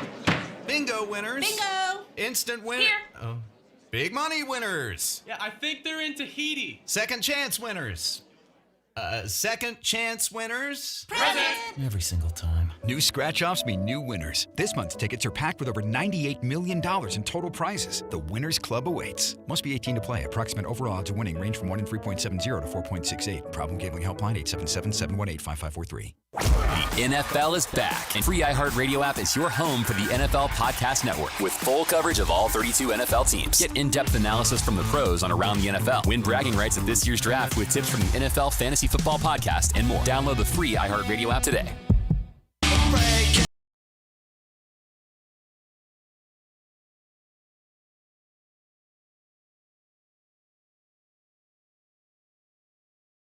On 92.9 FM, 880 AM, and 1400. This is the Sportsocracy, and we are in the Ingalls studio with Asheville Police Chief David Zack. We're playing Beat the Chief. Jeremy won last week. Yeah, he did, didn't he? Chief, you and I got some ground to make up here. You know what? He lost his quarterback. Yeah, he did. He lost his quarterback. That's why So I'm you're saying, calling this fair? Give me my wins where I could get them. That was karma. Is that what you're saying? Things have a way of evening out. Right. This is the pivotal year, by the way, in the battle or in the Beat the Chief game. Chief won the first year, and then I won the second year, and then Jeremy won last year. So tied with me in the second year. You beat me in a stupid tiebreaker. I won in the second year. You still can't get over that. Won the second year. Exactly. It's not that hard to say. Because I let my hubris get to me. And 100%. Shocking. Yeah. Nobody's shocked by that. Yeah. Stunning, really. I'm usually such a humble man. Picking each and every NFL game against the spread with the Chief each Friday at 1 o'clock. Brought to you by Clarissa Hyatt Zack of eXp Realty. Check her out at clarissasellswnc.com. Next game up. Oh, goody. It's the Tampa Bay Buccaneers and the Chicago Bears. Tampa is a 2.5-point favorite at home against the Bears. It's my team, so I guess I'll open up here and I'll just... Jeremy, you picked my team last week, and I picked against them. And it didn't work my way. And this week, I feel like the opposite's going to happen because I'm going to pick my team this week, and you're going to pick against them, and it's going to work against me. And I'm going to be right for a second week in a row. You got all that right. I don't even need to give analysis here. Your defense against that quarterback. Good luck with that. Look, he's not a good quarterback. He's really hard to game plan for. I spent enough years watching Todd Bowles. I know how bad running quarterbacks mess with him.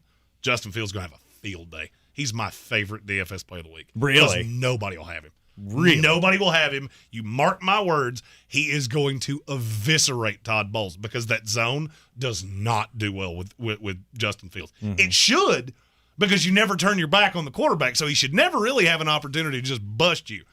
I don't know why, but they do. Give me the Bears, and I didn't think about this for 5 seconds. Wow. Chief, what say you? I thought about it for longer than that.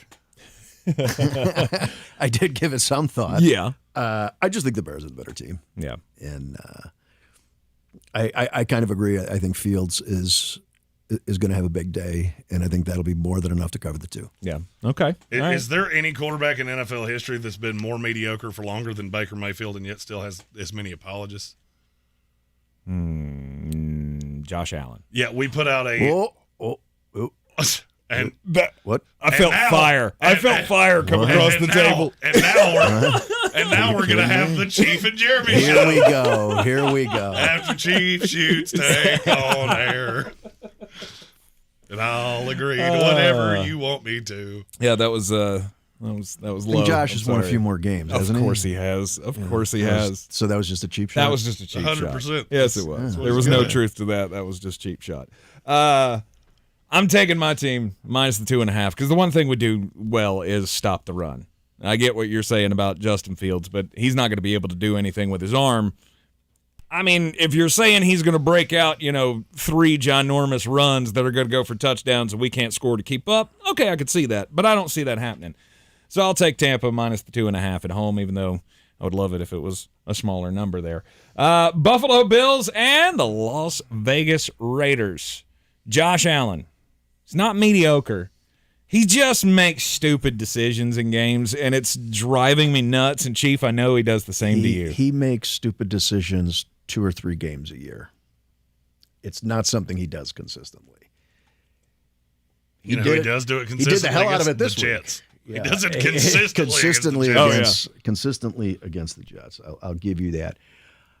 People in Buffalo are on fire right now. Uh-huh. Everybody that I talk to back home they've been lighting Allen up, and I lit him up for a couple of days, and then I cooled off, and I remember he's still a great quarterback. And this is the kind of thing that inspires him, the criticism, the doubters, and he's going to come back, I think, in the Bills home opener and just blow the Raiders right off the field.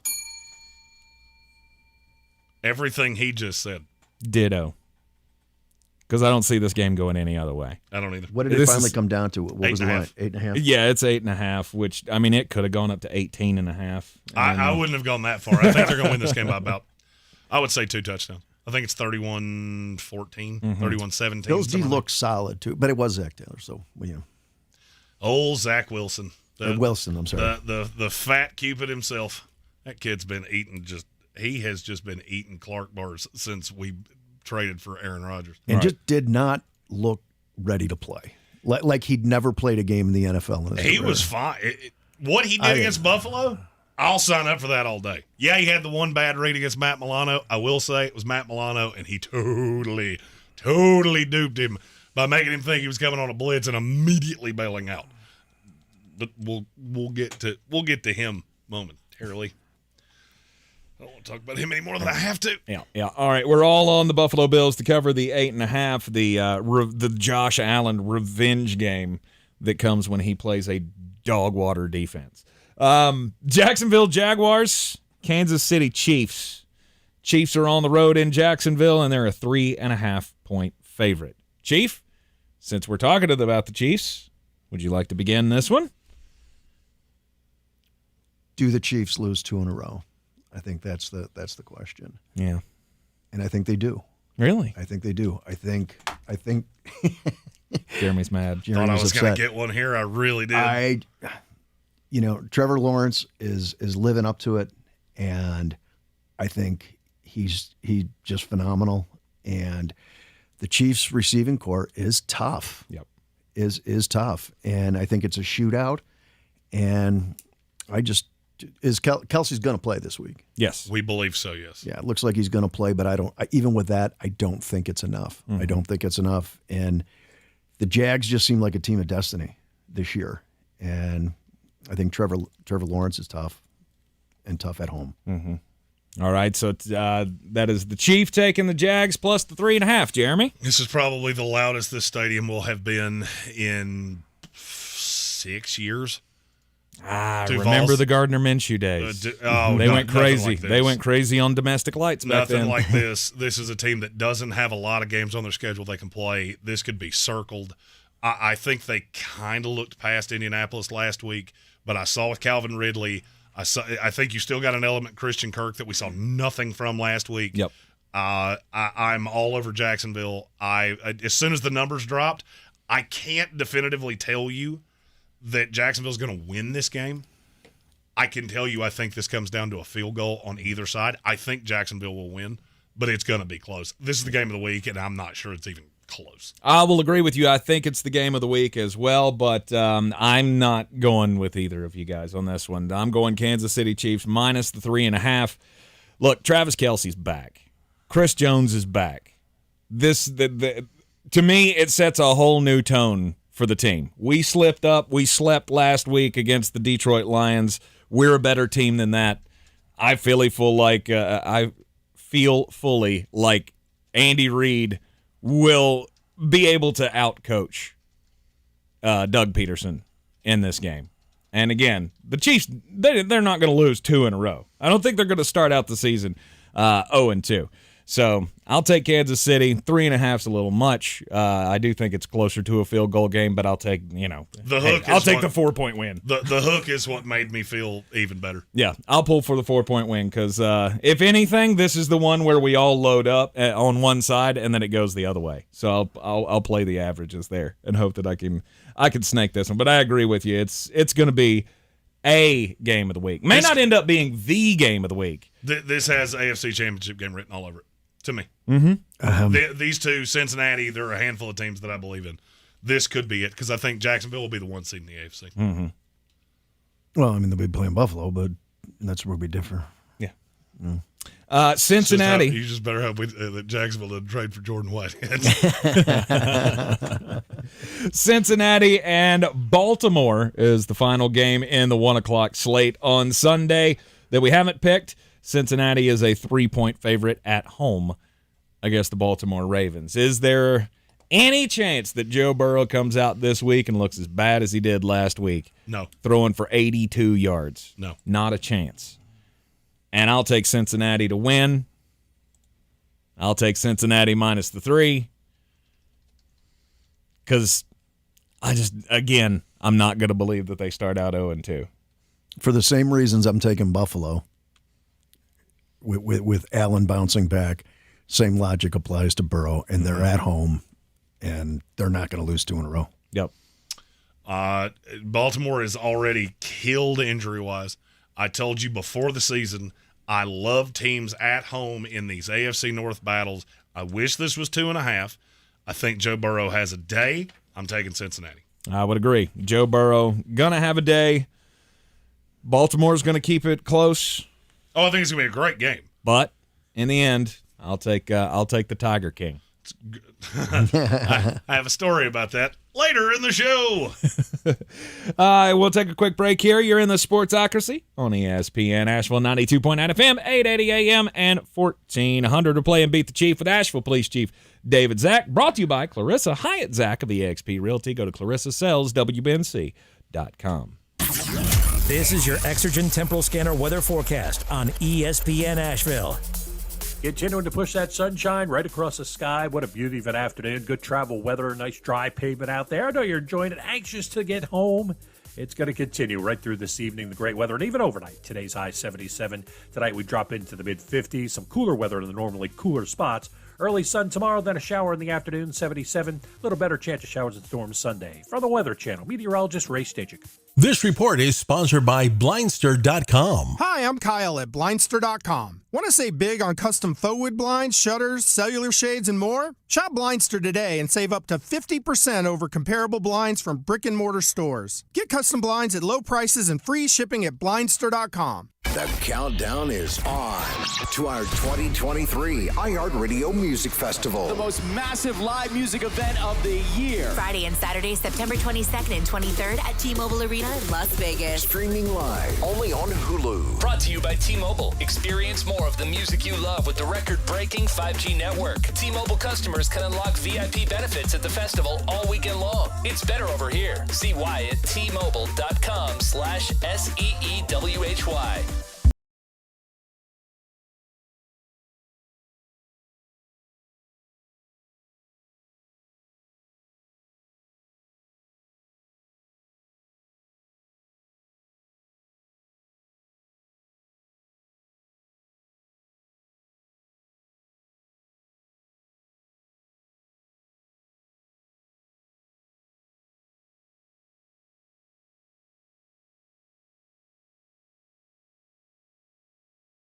Tar Heel State. This is Carolina football. Stepping through a tackle and stepping to the end zone. It is pouring points in Chapel Hill. Holy cow, Carolina's going to win.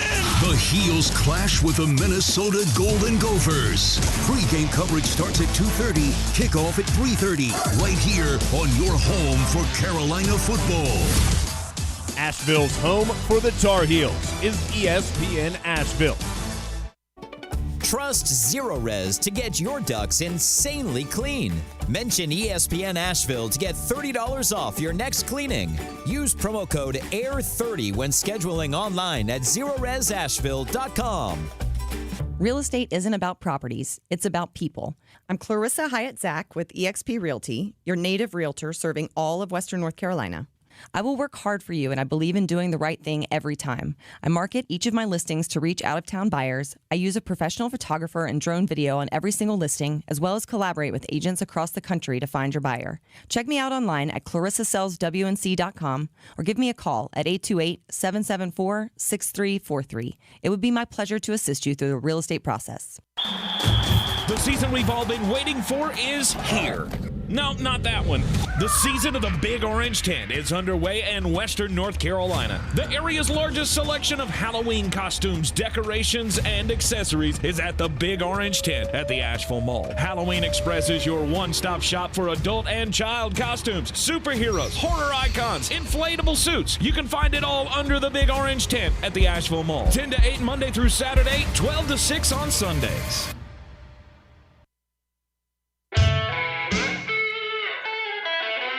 The Sportsocracy. Pull up your pants, take off the bra, and be a man. It is ESPN Asheville, and you are in the Sportsocracy. It's a football Friday, and we're playing Beat the Chief with Asheville Police Chief David Zack. Brought to you by Clarissa Hyatt-Zack of eXp Realty. Go to clarissasellswnc.com. She will be making her iHeartRadio Asheville debut, or at least her new show will be. Coming out Sunday, is that right, Jeremy? Correct. 11 a.m. on 570 WWNC, the other home of Tank Spencer. There you go. So you get Chief Zack here as your run up to the NFL weekend, and then I was gonna say she will normally be your lead in to Carolina Panther football. Not this week because they're on Monday Night Football, but next week when they play at 1:00 on Sunday. She'll be your lead-in to the pregame show. We are the official pregame leader of Zack Family Football. That's right. Both shows equally exciting. Both shows equally electric. 100%. That's right. That's right. Clarissa Explains Real Estate coming to 570 WWNC on Sundays. Yeah, I don't get too much of that. Hearing about real estate? I love it. Yeah. I'm not going to lie. I was the one that I was in here this morning listening to the lead-in. I'm like, I understand all those words. Because they're all English. I don't understand them together. See? I'd even nary a little bit. Just goes to show you we can all learn something from Clarissa about real estate. So tune in 570 WWNC Sunday mornings at 11. Now, back to the Sportsocracy here and Beat the Chief. 4 o'clock games start out with a banger between the New York Football Giants and the Arizona Redbirds. They're not. Was this the easiest game of the week to anybody but me? Yeah. I mean, I looked at it and I went, Arizona's playing somebody in the NFL? Yep, I'm going to take that other team. That's how much went into that. Sam Howell had to do much things wrong to make them look competitive. Daniel Jones has the ability to do the same thing, but he just did that. And Daniel Jones is a lot like a girl I dated in high school. She had two personalities, never quite knew which one you were going to get. But if you got one, you could assume the other one was going to follow very soon behind. I'm going to say the same thing about Daniel Jones. Give me the G-Men by a lot. Oh, mess. $1.5 billion. $1.5 billion. Okay. Chief? Giants came in with big expectations, big major letdown against the Cowboys, obviously. They bounced back. They're a well-coached team, and the other team is not. And they don't have good football players. Yep. Yep. The line didn't even scare me a little bit. It's always a bad sign when teams get really excited that they play a team that's not very good and they almost beat them and they go, "We tried hard. Whoa, yippee skippy. Mommy got us a snow cone even though we got beat. Oh, shoot. Oh, shoot." You would have been like a great little rascal. 100%. I'm going to need to see a birth certificate on that little rascal. I was about to say, if I take my hat off, you get one little sprig of hair that you go. What is the line on that anyway? I didn't even look. It's 4.5. Always a bad sign when we didn't even ask what the line was. Who cares? Who cares? I think I might have I might do better not knowing the line. Yeah, it doesn't matter. It's Arizona, and they're terrible. It's 4.5 is the line, though. And we're all on the Giants to cover that 4.5. San Francisco 49ers, LA Rams. Best team in the league, according to my power rankings for this week, going up against the LA Rams, who, despite the fact that they did, put on an offensive show that surprised everybody last week against the Seattle Seahawks, I don't like this game nary a little bit for them. Tank, do you like magic?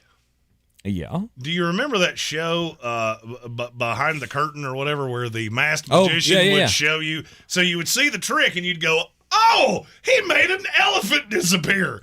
And then you would spin the camera around and you'd see, nope, just the set moved down. Yep. That's what you're going to see from the LA Rams this week, because this is going to be 417-6.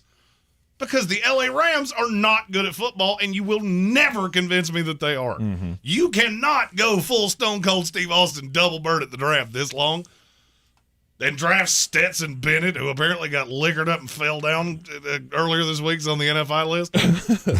Nope, don't buy it. I spend too much time on the draft every year. San Francisco 49ers. I'm on San Francisco as well. Yeah. The Rams definitely are who we think they are. We just didn't think Seattle was that bad. And I don't know that they are that bad. I think I don't think they're that bad. I think they did that thing that you're accustomed to doing sometimes when you're good at football and you play a team that's not. Just go, hey fellers, did we all bring our helmets? Awesome. Win. Oops. They did still make it to the NFL. Now they're on that bottom tier of the NFL, but they did still make it here, so they can still play. Right. I just see the 49ers just being all over Matthew Stafford in this game. And the line's awful. It could be bad. The most damning stat to me about Seattle was that they could not get to Matthew Stafford behind that patchwork offensive line. That won't be a problem for Mr. Bosa. Mm-hmm. He will this week. Yep. Did we go across the board on San Francisco there? We did. San Francisco -7 against the LA Rams. And then the Washington Commanders and the Denver Broncos. Denver is a 3.5-point favorite at home. They got a hook on it. And does that matter to you? I don't know what to do with this game. I know what I want to do. I felt the same way. I have no This clue is the on this hardest game of the week to me. Mm-hmm. This is two teams. One that I don't believe. I believe in birds more than I believe in the Denver Broncos. I believe immensely in Sam Howell. But there is something about this game that is saying I should be taking Denver. They got popped by the Raiders last week, and it was ugly, and it was gross. Give me Denver. I'm going to be so mad at myself when Washington wins this game. Denver Broncos minus the 3.5. Okay. I hate this so much. I'm going to make you feel better about it, though, Jeremy, because I'm going to go against you. I got Washington plus the 3.5. Look, Washington is a team that I have bashed. I have been low. I've been more down on Washington than you have, at least, Jeremy. And Denver last week lost to a team that I think is just a hair above the Arizona Cardinals and the Houston Texans and the Las Vegas Raiders. They're not a good team, and you just lost to that. And I think that quickly turned me against this Sean Payton thing. Like, I thought if there was one team that you were going to be able to come out and beat, it would be Las Vegas. Sean Payton shouldn't need any stars or any great scheme to beat Las Vegas. That's how bad I think they are. So I'm taking Washington plus the 3.5. You're correct. That did make me feel better. Chief? I like the hook on this one. I think it's going to be a close game. I think they're both largely inept teams, and neither one scores a lot. And I think 3.5 is just enough. Just enough. So you're taking Washington plus the 3.5. Yeah. All right. I would be remiss if I didn't point this out. What percentage of the money do you think is on the under? And it's 39. This is the lowest over-under of the week outside of one Monday night game and the one Sunday afternoon game we haven't covered yet. 83%. You're too low. It's 98.4% of the money's on the under. Wow. That is what is rattling me, is that I hate that I'm giving up more than a field goal in a game that I don't think there's going to be a lot of points. Mm-hmm. But I'm sticking with what I said. Okay. And I feel good because I know I'm going to get one back here because I know what my formerly fat friend here is about to do. Yes. And I'm going to laugh a lot. The Dallas Cowboys and the New York Jets. I don't even say it yet. He hasn't heard you say it yet. Mm-hmm. So I want an organic response. So Dave and I will pick this game. Okay. And then we'll give the floor to you. Go ahead. Well, we know how you feel about this, so open up. If the NFL came up with a new rule because they felt bad for the Jets, that Aaron Rodgers had gotten hurt, and they let them play with 14 players at a time, and 7 Dallas Cowboys had to be blindfolded at all times on defense, I would still take Dallas minus the 9. I love my Jets. This will be the first New York Jet game I do not watch from pillar to post in 25 years because I cannot get up for this game. I am so disgusted. I am so depressed about Aaron Rodgers. I don't physically think I can watch this team. I need a week to accept my grief. And I don't want to see them do to the Jets what they did to the Giants last week. And I'm pretty sure that's how this is going to go. Because Zach Wilson, he might be good at shooting arrows at people and making them fall in love. He's really bad at shooting footballs at receivers that they can catch. Give me the Dallas Cowboys. Chief? I thought of you immediately when I saw Rodgers. You knew he was hurt because when he threw the ball, yep. And you've seen that before, and you knew he was hurt, and you knew it was bad. And I'm like, I've got a lot of friends who are Jets fans, and I feel bad for my friends, but that New York media hype with the Super Bowl and was just driving me crazy, and so I didn't feel that bad. I feel bad for Aaron Rodgers. Yep. But the $70 million will keep him warm. Did you feel bad for me? You should have felt bad for me. I did felt bad. I felt bad, and then by the end of the game, I went back to hating your guts again. By the way, did you feel bad for my liver? It took a beating. You know what? I didn't even have the heart to text you. I was going to text you, like, sorry, dude, that sucks. Most people with integrity feel that way. A lot of people didn't. And a lot of them felt like, your team sucks. You suck. Good job. I couldn't do that to you. I just sat there quietly and I said, that's got to hurt. Yep. That's got to hurt. And that, my friends, is integrity. And that is why we trust that man to lead our city. Learn from his example. So wait. You're on the Cowboys. I'm on the Cowboys. And you're on the Cowboys. Not so fast, my friend. Because the Jets, Jet. The one thing I like saying more than anything, the thing I like saying more than anything than Jets going Jet is Cowboys going Cowboy. And this is the time it happens. Dak Prescott's going to face that defense. And I'm not saying the Jets are going to win. 9.5 is too many points for me. You say it all the time. Teams don't get blown out in this league. And we saw the Dallas Cowboys. We saw the Dallas Cowboys blow out the New York Giants, and I don't think they can do it against this team. I just honestly don't. And I see the Cowboys laying an egg of massive proportions. They win the game, but it's going to be close, and everybody's going to be talking next week about, Dak Prescott really struggled, didn't he? Yep. Teacher, I have a question. Yeah. Does Micah Parsons know how to get to Cowboy Stadium? Yep. That is the only piece of information I needed for this game. This is going to hurt a lot. It might be 10-0, but Zach Wilson's going to get hit repeatedly. I don't think Dallas is going to score a ton of points. Mm-hmm. They're not going to hang 40 on the Jets because I do believe in the defense, but if they're so one-sided this way, you would have to hit 2 over the top to Garrett Wilson or have Mecole Hardman play some form of role, and I don't see it. Sunday Night Football this week, Miami Dolphins and the New England Patriots in Foxborough. Miami is a 3-point favorite, and that's a team that they will be able to score 1 billion points against pretty much everybody they play. But can they do it against Bill Belichick is the question. And I think, yes. Yes, they will. I think Miami has a great chance to blow out New England in this one. Because I don't think you got the secondary to hang with those receivers.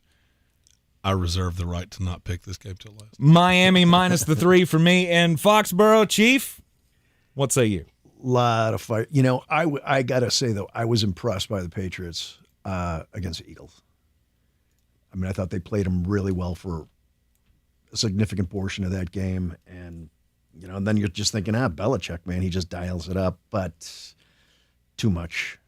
Too much firepower of the Dolphins. And, I'll take the Dolphins minus the 3. I was surprised the line was what it was. I thought this would be about 4 or 5. It started lower than this. What did the Miami Dolphins struggle with a lot last week against the Chargers? Stopping the run. First team in NFL in the NFL in over 30 years that gave up 2 top 4 rushing performances in the first week of a season and won. Yep. What does New England do well that they didn't do well last week against Philadelphia? Run the ball. Run the ball. Give me New England. They're my upset pick of the week. They win this game outright. Wow. Spicy. Monday Night Football. I think Bill saw the same thing I did. This team is so one-dimensional, and he is so good at taking away the one thing you want to do, and I don't think they can run on New England. Mm-hmm. If they come out and do the same thing Brian Flores did last night of, we'll give you 4-man fronts, we'll give you 5 in the box, because you're not going to beat us passing the ball. I'm not sure Mike McDaniels will take the candy. I'm not sure he will not still find some way to throw 45 times with Tua Tagovailoa. Mm-hmm. It is what drives me bonkers about him as a coach, is that you don't take the layup. And I think Bill is a master at doing this. All right, we got two Monday Night Football games this weekend to pick. Bangers coming up in the next segment here, so let's get these in here before we do bangers. Yes, I forgot. Monday Night Football, Carolina Panthers, New Orleans Saints. That's the first kickoff of the night. Carolina is a 3-point dog at home to New Orleans, and I think that number's too small. I'll take New Orleans. This is one of the easiest ones that I looked at and went, it's going to be New Orleans minus the 3. Easy. If it was 3.5, I'd take Carolina. It's not, and I'm not. I don't know how I don't know how without J.C. Horn you think you're going to stop Chris Olave. No. You do not get home enough outside of Brian Burns to force Derek Carr into bad decisions. And I told you, it's going to start bleakly for Carolina. And I think this carries it out. Give me New Orleans. All right, Chief. I didn't think about this too much. Saints. Everybody's on the Saints minus the 3 at Bank of America Stadium on Monday Night Football. The second Monday Night Football game is this one kicks off at 8:15. The first one's at 7:15. The other one's at 8:15, I believe, on Monday night. It is the Cleveland Browns and the Pittsburgh Steelers. It's in Pittsburgh, and Cleveland's a 2.5-point favorite. The NFL is better than any sport at looking at you and going, hey, you see how easy this looks? Take it. It's almost like the evil apple in the Garden of Eden. Just take it. It's fine. No one will know. Cleveland looked great, and Pittsburgh looked like they didn't know how to play this game. Just take it. And then you get popped right in the face. Give me the Pittsburgh Steelers. They went out right. Really? Yes. It's one of my favorite picks of the week. Because what? Because Pittsburgh is not as bad as they looked last week. I don't know what happened. I have absolutely no clue, but I still think that's a good team. Mm-hmm. Cleveland is not as good as they looked last week because no team is that good. No team has held Joe Burrow to 82 yards passing. Take the most recent thing you've seen and watch the overreaction happen. When this game debuted, Pittsburgh was a 1-point dog. This has moved all the way to 2.5, and I won't be shocked if it's over a field goal by Sunday. Mm-hmm. Pittsburgh wins this game. I don't know how they do it. But this is one of those things, many years gambling this sport, I have seen a lot of these, and probably 80% of them go the way that you don't expect them to. Okay. I am completely against you on that one. Cleveland Browns minus the 2.5, and maybe this is just, my naivete looking at this, but this is – so the Cleveland Browns, the team that we just saw, mitigate Joe Burrow, they're going against Kenny Pickett, and somehow that team's going to beat them. Oh, they can stop the run too? Yeah, Pittsburgh doesn't do that well anyway. I don't see how Pittsburgh scores in this game. So I'll take Cleveland minus the 2.5. No, I'm exactly what Jeremy said. Cleveland's not that good, and and I think Cleveland's very good. I told you in the preseason. Deshaun Watson did not actually light it up. He didn't do anything that would make you feel warm and fuzzy. And I think he will over time. And I believe a great deal in Cleveland. I believe in Pittsburgh. I told you in the preseason, these AFC North games, I'm going to take the home team more often than not.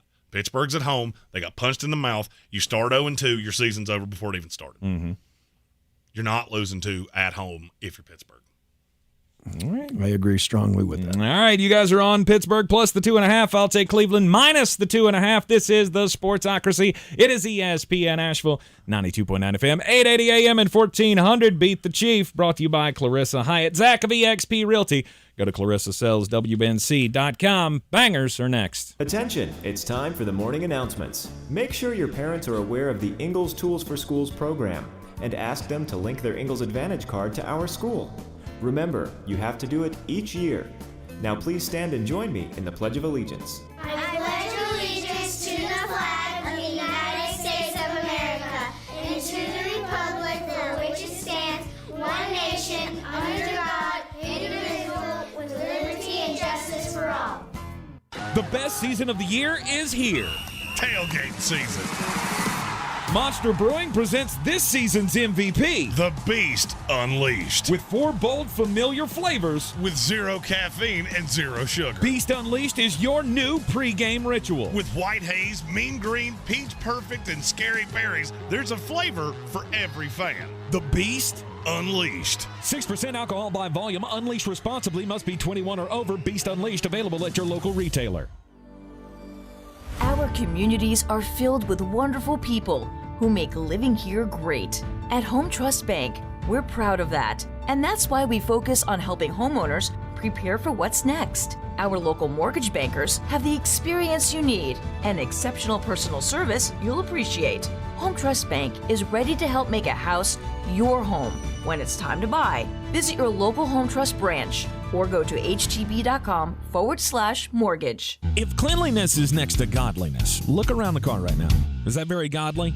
Look, life comes at you fast, but so does WNC Auto Detailing. They have the tools to make your interior look like it's coming off the showroom floor. You don't believe me? Check them out on Instagram. All that filth and years of stains disappear. WNC Auto Detailing does full interior and exterior details with paint correction, and they do wax and ceramic coatings. Call WNC Auto Detailing at 455-3700. Premium care with a Southern hospitality touch. Sorrell's Garage and Service is your one-stop car care, offering alignments, oil changes, brakes, North Carolina inspections. Call 926-0385 to schedule your appointment with excellent customer service to handle all your automotive needs. Enjoy a delicious meal while you wait at J Creek Cafe. Michael Sorrell's Marathon, your one-stop shop servicing Waynesville and Maggie Valley.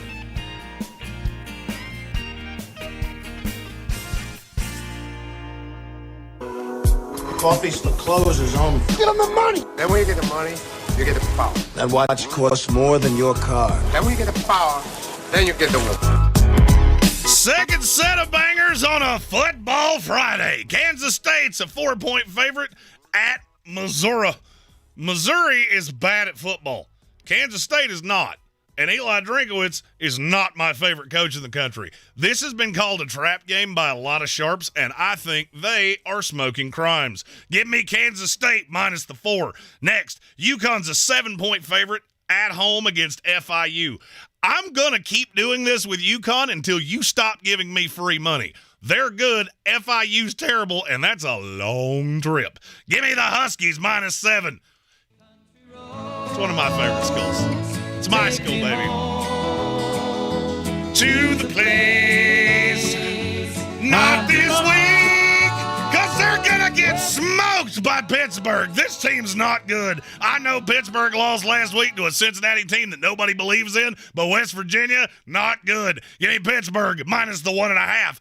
But where are the dogs? Oh, you didn't know? Your ass better call somebody. Louisiana plus the 2.5 at UAB. North Texas plus 4.5 at La Tech. And the Fighting Mike Houstons of East Carolina plus the 9.5 at Appalachian State. People are getting duped by App State because they played close with Carolina. That's still not a good defensive team, no matter what they showed against South Carolina. And East Carolina, much more talented than you think. I'm not saying they win, but I'll say they cover the plus 9.5. Take those to betus.com. Use our promo code Sportsocracy to get a 125% deposit match and up to 30 risk-free bets just for using our promo code, and wager the NFL and college football with us all season long. This is your Exergen Temporal Scanner weather forecast on ESPN Asheville. Continuing to push that sunshine right across the sky. What a beauty of an afternoon. Good travel weather, nice dry pavement out there. I know you're enjoying it, anxious to get home. It's going to continue right through this evening, the great weather, and even overnight. Today's high 77. Tonight we drop into the mid-50s. Some cooler weather in the normally cooler spots. Early sun tomorrow, then a shower in the afternoon, 77. A little better chance of showers and storms Sunday. From the Weather Channel, meteorologist Ray Stajic. Every day, you breathe in thousands of microscopic germs, allergens, and viruses. Don't let these invisible invaders make breathing through your nose impossible. Flush them out with Navage. Navage uses powered suction to pull saline in one nostril around the back of the nose and out the other nostril, helping flush out all the nasty things that make you miserable. Nearly 4 million people use Navage to breathe better, snore less, and feel healthier. People like Cindy, a verified Navage user who writes, "I've had such awful nasal congestion for the last couple years. I bought Navage and OMG, I can breathe again. I love this thing. Goodbye neti pot, hello Navage." End quote. If you suffer from sinus congestion, allergies, or snoring, then Navage is the safe, drug-free solution you've been looking for. Navage is at Walmart, Walgreens, CVS, Rite Aid, Target, and Navage.com. Navage. Navage. Clean nose, healthy life. From the Ingalls Studios, this is ESPN Asheville, WPEK, W225CJ Fairview, WMXF Waynesville, and iHeart radio station. Foo Fighters, Fall Out Boy, Kelly Clarkson, Kane Brown, Lil Wayne, Lil Durk, Lenny Kravitz, Miguel, Public Enemy, Sheryl Crow, Travis Scott, Tim McGraw, TLC, 30 Seconds to Mars. Get your tickets now. iHeartRadio Music Festival. AXS.com. The iHeartRadio Asheville Pro Football Pick'em Challenge is back. Just log on to WWNC.com and go to contest, and you can sign in to make your picks. Each weekly winner wins a $50 gift card to Asheville Pizza and Brewing. Make your picks now. Don't miss Zero Res Carpet and Air Duct Cleaning's incredible fall sale. Call now and mention ESPN Asheville to get 3 rooms cleaned for $129. Or schedule online at ZeroResAsheville.com. That's ZeroResAsheville.com. The Sportsocracy. It fires me up, man. I love it. Say it one more time. The Sportsocracy. Shake it back! Beer City's best sports talk. It is gross. Just earlier. They are mature, actually. You just have to get to know them better. Your lunchtime dose of dumbassery. Live from the Ingalls studio. It is ESPN Asheville. It's the Sportsocracy, 92.9 FM, 880 AM, and 1400. We are heard everywhere on the iHeartRadio app. Seen everywhere on YouTube. Go to thesportsocracy.com. Click the live video link. Subscribe to the channel so you can join us in the chat each and every afternoon. Coming to you live from the Ingalls studio. It is a Football Friday. Yeah, a Football Friday, which means we've only got just a little bit more to go. A little bit more to go here in our weekday afternoon jaunt with you here It feels weird. You know, I'm used to prepping for a show right now. I'm not used to being Done. Like wrap it up. That's right. We have football on the way here on ESPN Asheville this weekend. You got the Carolina Tar Heels taking on the Minnesota Golden Gophers. 2:30 is the airtime tomorrow. 3:30 is the kickoff. I mentioned that because, it's time to talk about where we're going to go this weekend in the football world. It's our daily draft that we do every Friday afternoon here. And number one place you're going to go this weekend, Jeremy, you want to go to Boston, don't you? You just want to go with the Boston and watch your team just hurt some feelings. I love Jeff Hafley. I really do. I think he's such a good coach. But, man, that team is so bad. His school's not good. This is a difficult week for me because there's not much that I really am just dying to see. No. And a lot of it's in the NFL. Yep. So I'm going to start with the game of the week, and I'm going to go to Duval, Kansas City Chiefs, Jacksonville Jaguars. That's a great selection by you. I think that's going to be a fantastic game. It could be a preview of the AFC Championship. Mm-hmm. You're going to see a really vocal Jacksonville crowd that hasn't had a lot to cheer for in a lot of years. They weathered the Urban Meyer thing. I've had people that are fans of that team, that are affiliates down there, that have messaged me over the course of the week saying there is a buzz down here that if it carries over to Sunday, this place is going to be insane. I think it will, and I think Jacksonville is – I think they're going to win. I do. I think they're going to win, and I think Kansas City starts 0-2. Yeah. We already talked about that last hour. I can't agree with you on that. I don't think the Chiefs are going to start 0-2, but that is a game of the week. That is for sure. I'm interested to see where it goes after this because now it's my turn for back-to-backs, and I'm going to take the other two games of the week in the NFL, and they're both from the AFC North. I'm taking the Cincinnati Bengals and the Baltimore Ravens, and then Monday Night Football, the Steelers and the Browns. Those are going to be the two best games of the weekend outside of the Kansas City Chiefs and the Jacksonville Jaguars. And I don't know how much you can't really take away anything sweeping from the first couple of weeks of the season. Everybody's getting their legs under them. You can remember how down we felt, or some of us felt last year when Cincinnati started out the way that they did and went down to Dallas and lost, and it was just very clunky. And it was like, oh my God, are we hitting the panic button? And then it just kind of sorted itself out. AFC North games are always crazy. They're always close. And these teams have never been tighter, in my opinion. I would agree with that. I think a lot of people are really overvaluing what we saw in week one and making sweeping declarations about teams.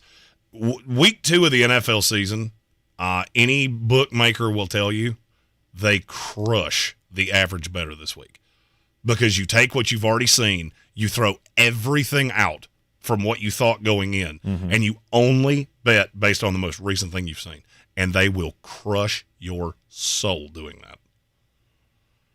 So be careful. Throw your shekels.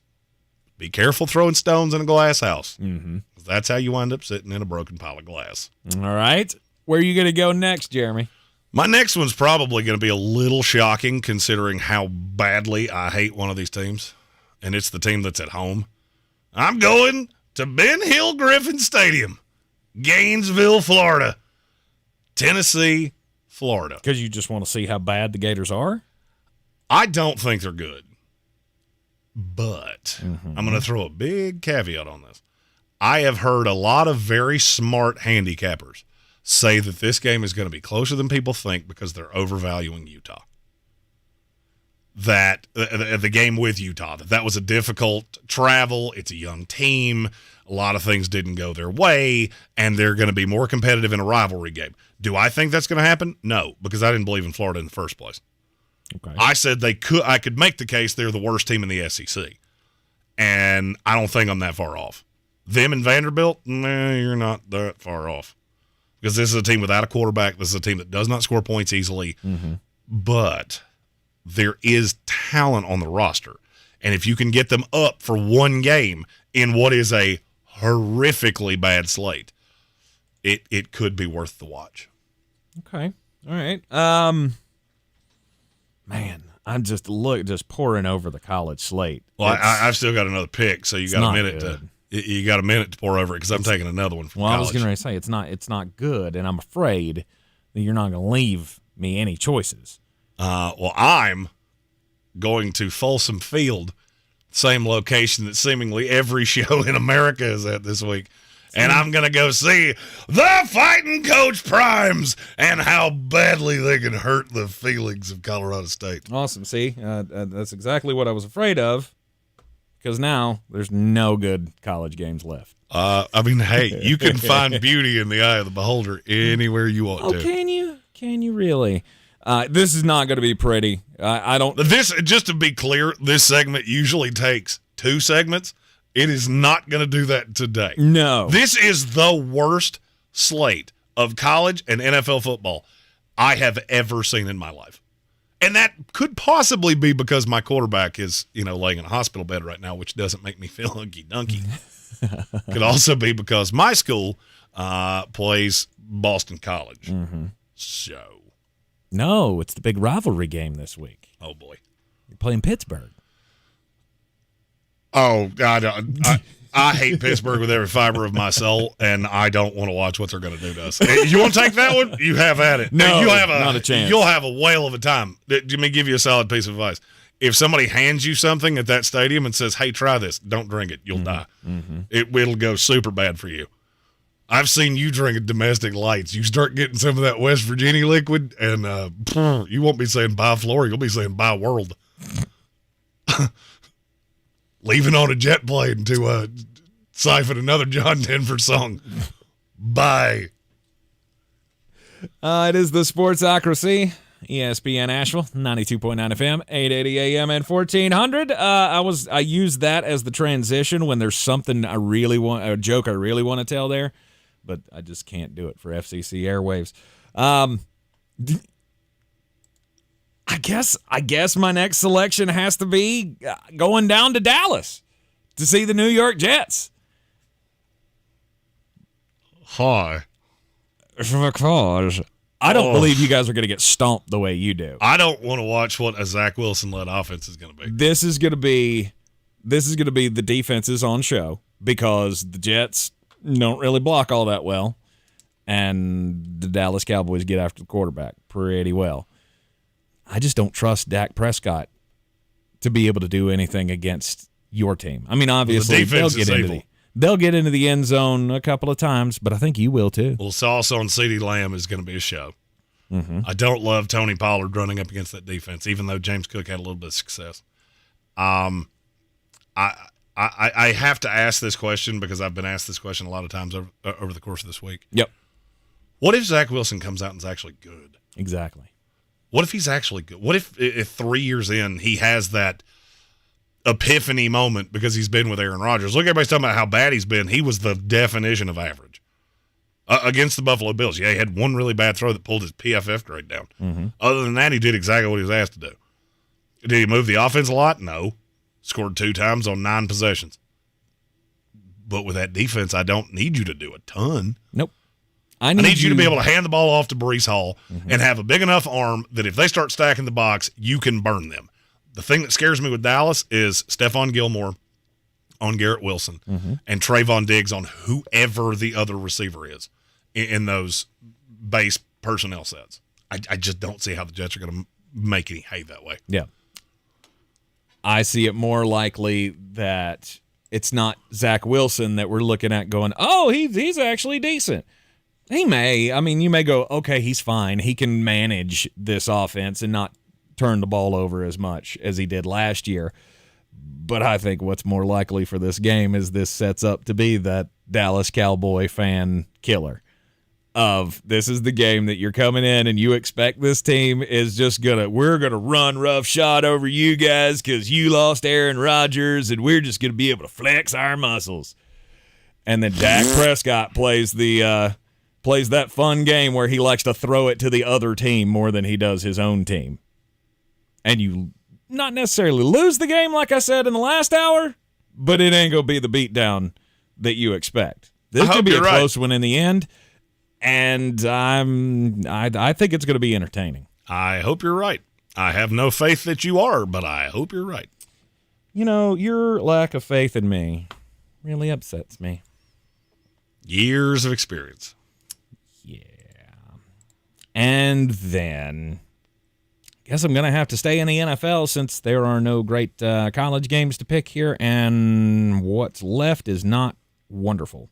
So, I'm going to go to Atlanta. Green Bay Packers, Atlanta Falcons. I think that could be the sneaky good competitive game of the week. Because if what you're telling me is true, that the Atlanta Falcons are really good on defense now, so are the Green Bay Packers. And so that could be a similar matchup where we have two offenses that may not be able to move the ball all that well, but their defenses are going to step up and make some plays. The game will be close. I'll take the Packers and the Falcons. Well, that's the last real NFL game, -1, which I will take, I guess, right here. Mm-hmm. I'll go to Foxborough, Miami Dolphins, New England Patriots, and that should tell you how bad this slate is. Would you wear your Jets jersey if you went to that game? 100%, and I would just crush beers, and I would ruin this experience for everybody around me.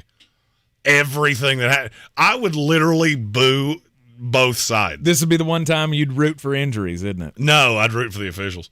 I would just want to see 40 yellow flags. Just give me 22 penalties apiece, and both of you walk out of here full of sadness. And then the other one, I'm going to go to Akron, Kentucky. No, I'm kidding. I was like, what? I was going to say Duquesne, Coastal Carolina, but I figured you would know what I was doing. I was trying to figure out where the hell Akron, Kentucky was. I was like, Akron's in Ohio. No, I don't know Akron, what you're talking about. Akron at Kentucky was the first game on my screen. Is that where Bowling Green's at? Is that in Akron, Kentucky? You know what? You left it for me, so I guess I have to. I'm a backyard brawl, Pittsburgh, West Virginia. Because I know, I mean, for me, I'm around my constituency and my people, and I know that no matter how bad the action is on the field, the action in the crowd and the action after the game is going to be just top notch. Yeah. So it's a bad weekend of football, folks. It's not great. It's not great, and that's But why. if you want to get through this weekend and feel really good about your life, look at next week. Bangers everywhere. Notre Dame, Ohio State. Nice. Clemson, Florida State. Okay. Oh, there are a slew of good games next Look, week. I'm glad that this week's slate is not great. Me too, because I'm going to be missing this to go see our buddy Burt Kreischer. So. I was going to say, especially for tomorrow night, because I'll be in Bristol. It's time for the night race, so that's where I'm going. I'm actually going to the night race at Bristol. It has been pushed back in the NASCAR calendar. It is now the cutoff for the round of 16, so they'll be whittling things down to 12 drivers left for the Cup after this weekend. And the Bristol night race is always a fun time when it comes down to the end, and it's just who is going to survive at this point. And the fact that it's the cutoff for the playoffs adds a little bit more drama to it, so it could be another great night at Bristol Motor Speedway tomorrow night. That's how bad the football slate is. I had to slip in a NASCAR race. Yep. You're in the Sportsocracy. This is ESPN Asheville. Take a quick break. When we come back, we'll talk more about the college football weekend and, the games that are actually worth watching. The season we've all been waiting for is here. No, not that one. The season of the Big Orange Tent is underway in Western North Carolina. The area's largest selection of Halloween costumes, decorations, and accessories is at the Big Orange Tent at the Asheville Mall. Halloween Express is your one-stop shop for adult and child costumes, superheroes, horror icons, inflatable suits. You can find it all under the Big Orange Tent at the Asheville Mall. 10 to 8 Monday through Saturday, 12 to 6 on Sundays. Rogue Combat Club, Asheville's home for comprehensive martial arts training, has a goal for our community, one that's stronger, more fit, and unwavers in its support of one another. Rogue Combat Club's instructors have competed at the highest levels and offer classes for everyone from young children to adults in Brazilian Jiu-Jitsu, Muay Thai, and wrestling. Rogue Combat Club classes can help you boost your self-confidence and self-defense skills while weeding out the egos and intimidation found at other gyms. Join today at roguecombatclub.com. At Ingles, we're proud to sponsor area athletics at all levels. Whether we're building new fields for T-ball, celebrating Friday night rivals, televising college basketball games, bringing the Fan Fest to semi-pro soccer, or taking you out to the ball game at your minor league park. We're here for the fans. No one gets the dedication to the home team like you guys. And we've got all the sports you can handle. It's all in the bag. Ingles. Low prices. Love the savings. The annoying runny nose, the constant sneezing, the itchiness, and battle just to catch your breath. If you suffer from seasonal allergies, sinusitis, or nagging sinus congestion, there's a natural, easy-to-use solution that can help provide fast, drug-free relief. It's called Navage, and it uses powered suction to rinse your nasal passages in seconds. Millions of people use Navage daily to help provide relief from seasonal allergies and sinus congestion. Medications treat the symptoms, but Navage treats the problem at the source, flushing out the allergens and pollen trapped in your nose. Navage also helps wash out airborne bacteria, dust, dirt, and viruses quickly and painlessly so you can get back to breathing clearly again. Say goodbye to sinus suffering and hello to better breathing with Navage. Navage is available at Walmart, Walgreens, Target, CVS, Rite Aid, and online at Navage.com. Navage, N-A-V-A-G-E. Clean nose, healthy life. All across the Tar Heel state, this is Carolina football. Stepping through a tackle and stepping to the end zone. It is pouring points in Chapel Hill. Holy cow, Carolina's going to win. The Heels clash with the Minnesota Golden Gophers. Pre-game coverage starts at 2:30, kickoff at 3:30, right here on your home for Carolina football. Asheville's home for the Tar Heels is ESPN Asheville.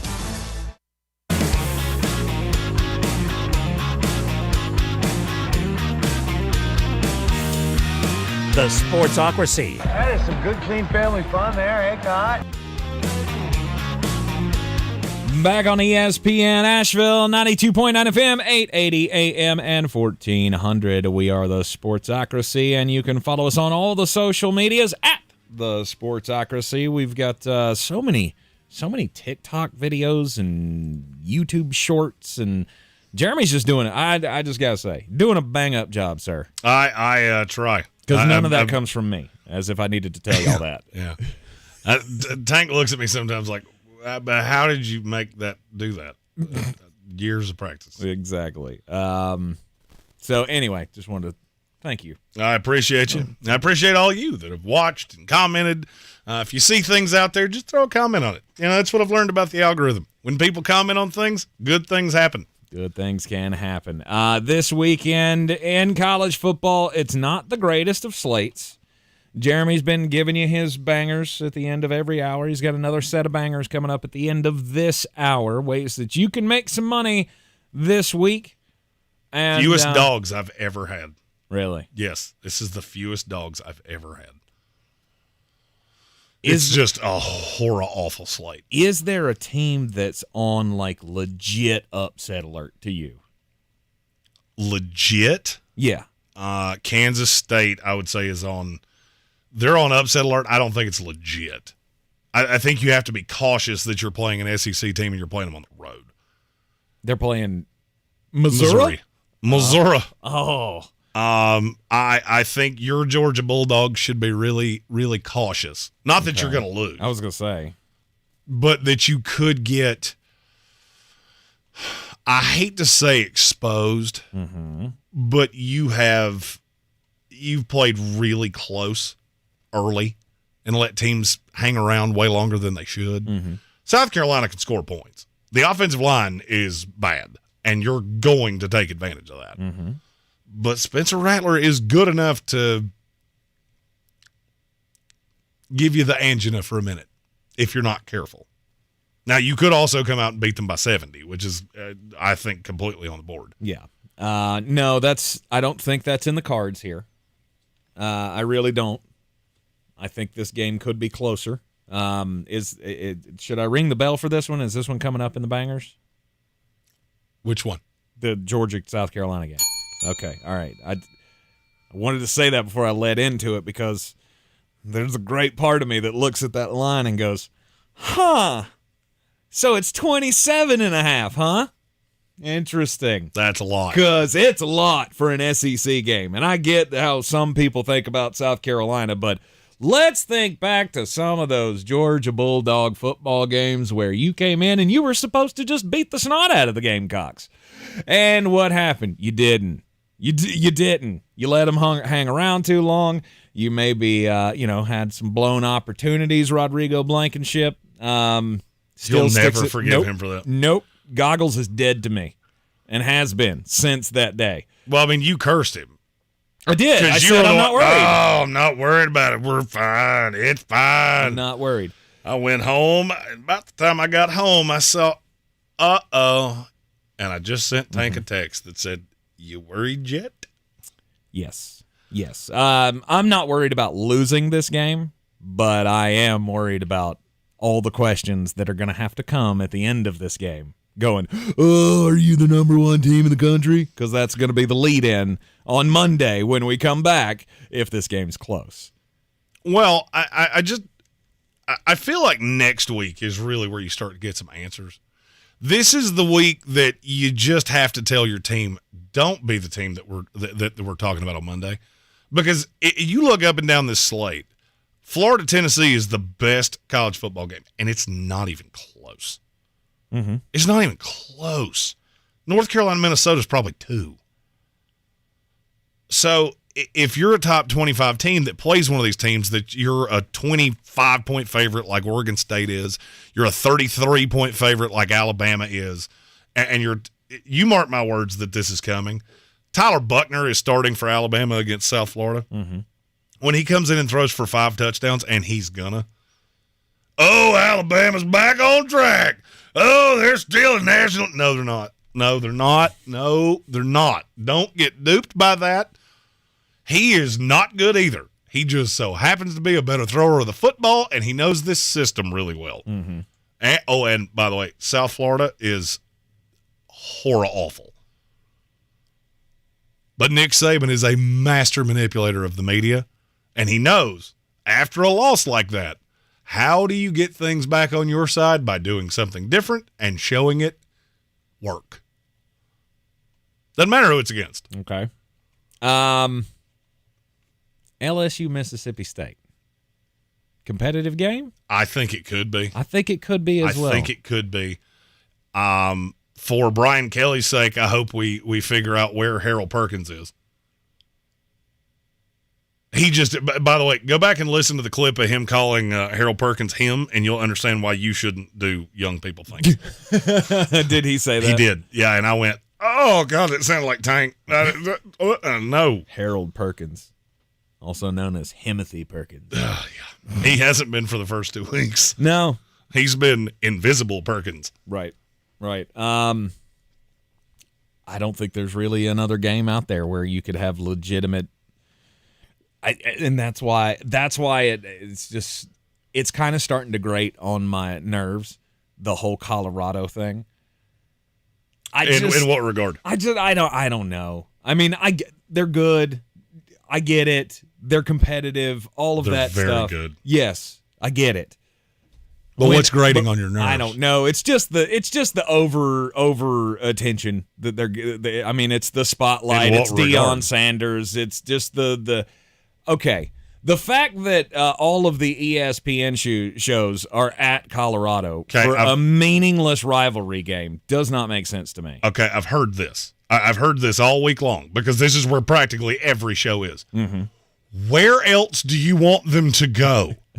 No, Florida, who just got boat raced in the first nationally televised game of the year. Right. Is that where you're sending them? You want to send them to to Champaign, Illinois, to see Drew Ayler score 70 on Illinois?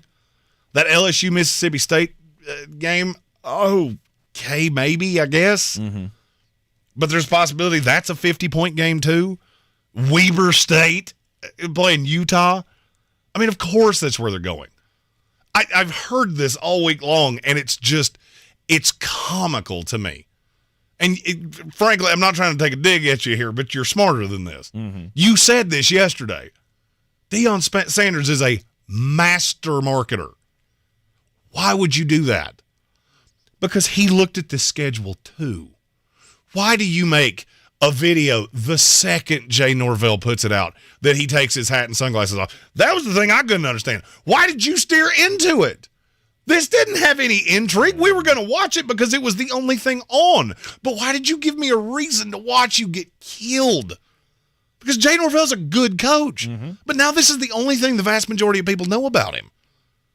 Deion did this on purpose.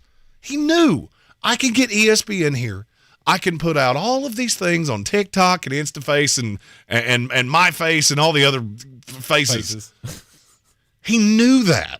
Because now, if you look at the schedule, that late West Coast window on Saturday night, he has it all to himself. You've had the talk all day long. Every game you watch, they're going to mention that because it's an ESPN game. So anything you see on ABC or ESPN, they're going to mention that all day long. Mm-hmm. Then you get people that, man, this slate's awful, and they just start cracking domestic lights. What are they going to do? They're going to sit around and watch Colorado play Colorado State because it's the game that's on. And when you beat them 62-5, like I'm pretty confident that you're going to, all you do is compound layers of, man, it's cool to be at Florida. It's cool to be at Colorado. Mm-hmm. Man, he's got his guys wearing his sunglasses on the sideline the week after they just got gifted brand new suits from Michael Strahan with the Colorado Buffs logo in it. It's a master manipulation by Deion Sanders. This is a god-awful slate. It's probably the worst one I've ever seen. Yep. This is the hardest I have ever struggled in all my years as a gambler to find even 7 underdogs to give out. And 2 of them, I'm going to be straight up honest with you, I don't feel great about. But I have to have them. And these are the only ones that I can do with a clear conscience. It's a brilliant marketing technique. Mm-hmm. Brilliant. And when you look at how cool it looks to be at Colorado right now, think about being an 18-year-old kid. All right? Do I want to go play at LSU with Brian Kelly, who uncomfortably is using him? Or do I want to go play at USC with Lincoln Riley, who's talking about the fan base in Oklahoma breaking into his house, meanwhile no cop was ever called? And basically the sheriff's department said, lie. That's what a lie sounds like. And you look around the country, Dabo Swinney looks like a big old goober right now, as I would claim he has for several years, but now you're just seeing it come to roost. Nick Saban's in his 70s. Deion Sanders is the coolest game in town, brother. Mm-hmm. This is not hard to figure out. And it's a master class in how to market a program that's not that cool. Yeah. When you see the aerial footage, because ESPN shows aerial footage at every game they're at, look around. Anything look cool there? No. It's a school out in the middle of nowhere. And he has somehow made this the coolest place in college football. Yep. That's why they're there. Because he knew, I have a shot to be the only game in town for a full Saturday. Mm-hmm. And how many 4- and 5-star recruits is that going to get more eyeballs on me to go, look how cool it is to be right there? Dabo needs to figure that out. Nick Saban needs to figure that out. Because in this era of NIL and kids getting paid to go to school and swagger and all the things that are happening around college football, you need to be more Deion Sanders and way less Dabo Swinney. Yeah, no. Dabo, don't try that. No, don't try Please that. Don't try but that. you should really embrace the marketing of this. And he 100%. refuses to. 100%. That's why Clemson's going to get left in the dust. Clemson fans get so mad at me when they hear this. Look around the sport. It is not that hard to figure out. Nick Saban can stay an old crotchety fuddy-duddy. Just the same way his mentor Bill Belichick did. You know why? Let the game pass him by. I got enough rings that if I don't win another game for the rest of my life and I coach 10 more years, I'm still the greatest one that ever did it. Mm-hmm. And Belichick's in the same boat. Dabo, you're not there, buddy. Lincoln Riley, you're not there, buddy. And when Caleb Williams walks out the door, I know you got another quarterback back there. Mm-hmm. Clemson did too. Cade Klubnik look like the next great thing to you? Nope. And you got people like Mike Norvell down at Florida State that's embracing this too. You want to know why I'm so confident Florida State's back? Because I watch them on Instagram every day. And I go, man, you know, if I was an 18-year-old kid and I had to make this decision, that place looks pretty cool. Mm-hmm. You hear that? You hear that drum beat in the background? You see that horse right out the midfield and that flaming spear hit the 50-yard line, and they put it on every video they put out there? Yeah, I think that's going to work. I think it's going to work. Meanwhile, I don't think collared shirt Brian Kelly doing his old man little dance, I don't think it's going to work for you all that well. Yeah. Game's changed. And Deion is just multiplying it on a weekly basis. Yep. He also strikes me a lot as that flavor of the month. And it could go poorly in the next 3 weeks. They don't show up against Oregon. They don't show up against USC. They have any shot of losing this week? Hell no. Okay. All right, let's say they lose. Let's say they lose at Oregon. They lose to USC. Yep. I lost on the road to a top 15 program. Mm-hmm. Bo Nix is way better at home, and they're just ahead of us in the rebuild. Mm-hmm. I lost to a top 5 USC in my place. It was packed out. It was sold out. There was not a place to sit in this entire place. Then we go Arizona State, Stanford, UCLA, Oregon State, Arizona, Washington State, Utah. 7 wins there. Easy. Everybody stays healthy, there's 7 wins there. Mm-hmm. And at the end of this, he can go, look at what I did in 1 year. Yeah, I went you from had 1 me and at 11. You had me at 3.5 wins, and look at what I did. Yep. I'm going to tell you this, and I mean this as somebody that does have a marketing background.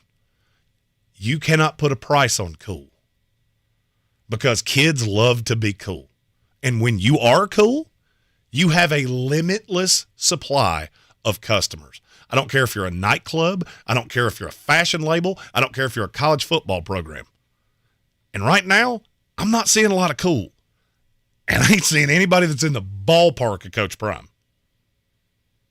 You want to see living proof of that? Go to our YouTube channel. Search the word Colorado. Notice that every video we put out that has that word in it exponentially beats anything else we do.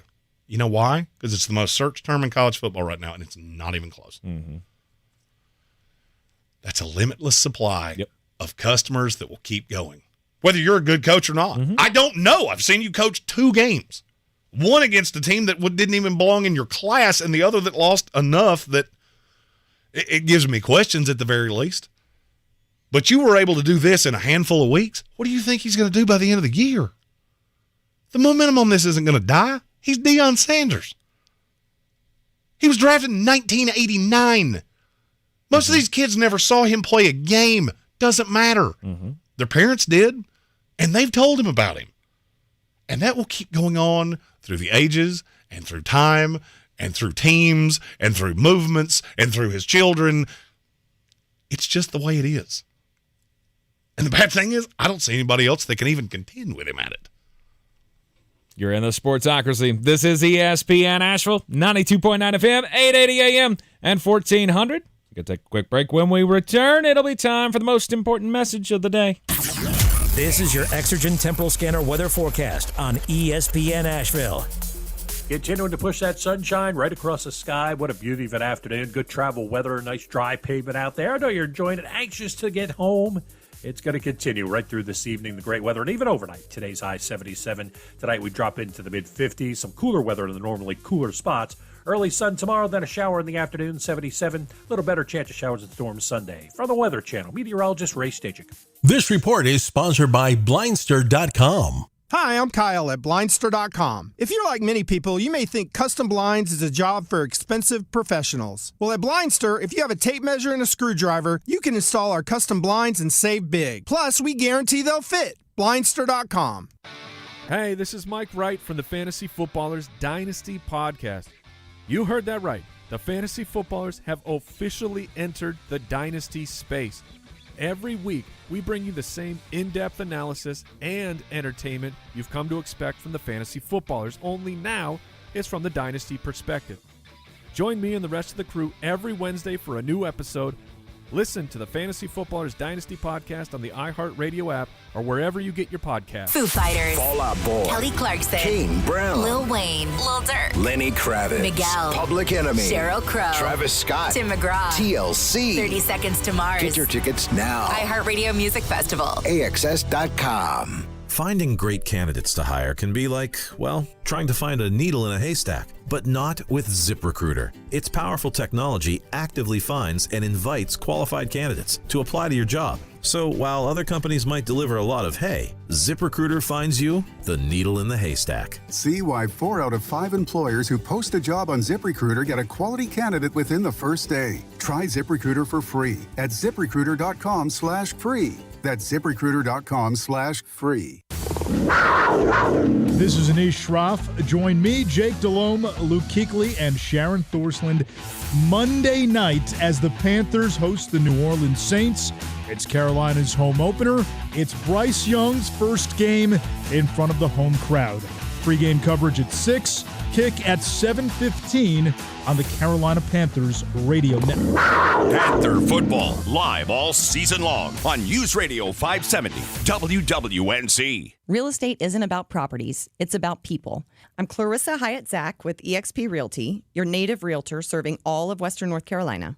I will work hard for you, and I believe in doing the right thing every time. I market each of my listings to reach out-of-town buyers. I use a professional photographer and drone video on every single listing, as well as collaborate with agents across the country to find your buyer. Check me out online at clarissasellswnc.com or give me a call at 828-774-6343. It would be my pleasure to assist you through the real estate process. Attention, it's time for the morning announcements. Make sure your parents are aware of the Ingalls Tools for Schools program and ask them to link their Ingalls Advantage card to our school. Remember, you have to do it each year. Now please stand and join me in the Pledge of Allegiance. I pledge allegiance to the flag of the United States of America and to the republic for which it stands, one nation, under God, indivisible, with liberty and justice for all.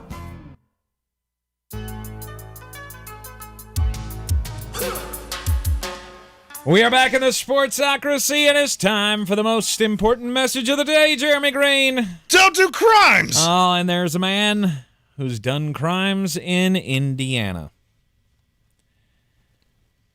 Man has been charged after he got shot. Normally, you don't see that. A man who was shot being charged. But it's by whom he was shot that this guy is being charged. Indiana man faces felony charges after he got shot in the back by a 2-year-old boy. How did this happen? Well, Dum Dum left a gun on the bed, and the 2-year-old had access to it. And the 2-year-old shot him in the back. 32-year-old man from Fort Wayne charged with neglect of a dependent, resulting in serious bodily injury and unlawful possession of a handgun because he's not legally allowed to own a firearm because he is a convicted felon. Oh, by the way, he was shot in the home of a woman who has an active protection order against him. So congratulations to this 2-year-old. He just did his mom the biggest favor ever. And himself. That is a series of crimes that you did all at one time. Yes, indeed. The child... He was examined by medical officials as they arrived on the scene. He had some swelling and some blistering on his hand, and he kept saying, "Owie," looking at his finger. That's his new nickname in prison, for absolutely. sure. This guy is now going back to prison, and his new nickname is Owie. Owie over there got shot by a toddler. He's going to get beat up a lot. Yeah, you should really hope they don't have a Google box in your penitentiary. Like, we're going to hold you down, Justin Wiley, and we're going to tattoo Owie on your forehead. Speaking of people in a penitentiary, Tank, this is a story about somebody that's very near and dear to our hearts. Oh. Because he got us through the pandemic. Oh. And his name is Joseph Maldonado, better known as the Tiger King, Joe Exotic. Yes. He is currently still incarcerated in spite of his best efforts, but he has tried a new tact. He sent an official letter. It's titled Joe Exotic's Letter to Joe Burrows, with an S, of the Cincinnati Bengals. Joe Burrow does not have an S on his name. It starts, "I see the news magazines as well as yourself calling you the Tiger King. Everyone in the world is exploiting me and my trademarks while I sit innocent in an American federal prison. I have been the Tiger King before you got out of high school." Apparently, high school didn't do you much good because the tense on that is not great. But what did Mr. Exotic the original Tiger King, want from Joe Burrow. He said, I'm in dire need for experienced criminal attorneys to move my case along before I die in here. Since everyone is enjoying the fame of being the Tiger King and I'm suffering wrongfully in a prison in a cage, how about doing a good deed and helping me raise $20,000 for a down payment to hire attorneys? That's all. Maybe paying it forward. God might help you get to the Super Bowl this year, and I can go home for Christmas. Then we can work together to stop animals from being in a cage. Safe and warm, but the law wants to ban me. Can you tell me who's wrong? Yep, you, because you tried to kill somebody. You did that. Not anybody else. You did. I know they tried to kill you too. They all did crimes. You still did it. Like, I mean, yes, I thought this thing was funny, but for the love of good Lord, has your 15 minutes not run up yet? Nope. Can we not start taking these letters that he writes? How does he have a Twitter account? He's in federal prison. Can we not give him a speaking spell and tell him it's an iPad? Like, good Lord, will he ever go away? No, he won't go away. He saw a tiger, and he understands. And he saw this tiger, and he tugged on the heartstrings of him. Well, that's the only thing that's going to go his way. Oh, it's so bad. Takes me back to that would be like me getting arrested wrongfully and calling Billy Ray Cyrus to see if he could raise $20,000 for me. Absolutely. Which, by the way, is exactly what I would do. You should do that. And my letter would start, "Don't break my heart, my achy, breaky heart." I just don't think they'd understand. Joe Exotic, he's looking for any possible chance he can to get somebody. He actually wrote a letter to one of my one of the hosts that I used to work with. He wrote a letter complaining about him, saying that he was, talking bad about him on the radio. And I went, oh my God, I would love to have a letter that says Joe Exotic is listening to my radio show in prison. All right. I'm gonna make a plea here. We put everything we do on social medias. When this goes up, and I promise you it's going to, share it, comment on it, like it, because I want nothing more than a letter from Joe Exotic. And if it comes, I'm going to put it right here on this shelf right behind my head, and you can see it every day as a living embodiment of I did that. I helped. I made that go viral, and he saw it. Yep. Now he wants nothing more. And 100%. I almost had Carol Baskins on this show. The only problem is that her PR people, they watched the show and they realized the questions were probably not going to be what you wanted them to be. Yep. Because I already had my first question. So, I mean, you killed your husband, right? Like, I mean, I think that was the big takeaway from all of us is that you do crimes and you're obviously much better at doing crimes than Joe Exotic is.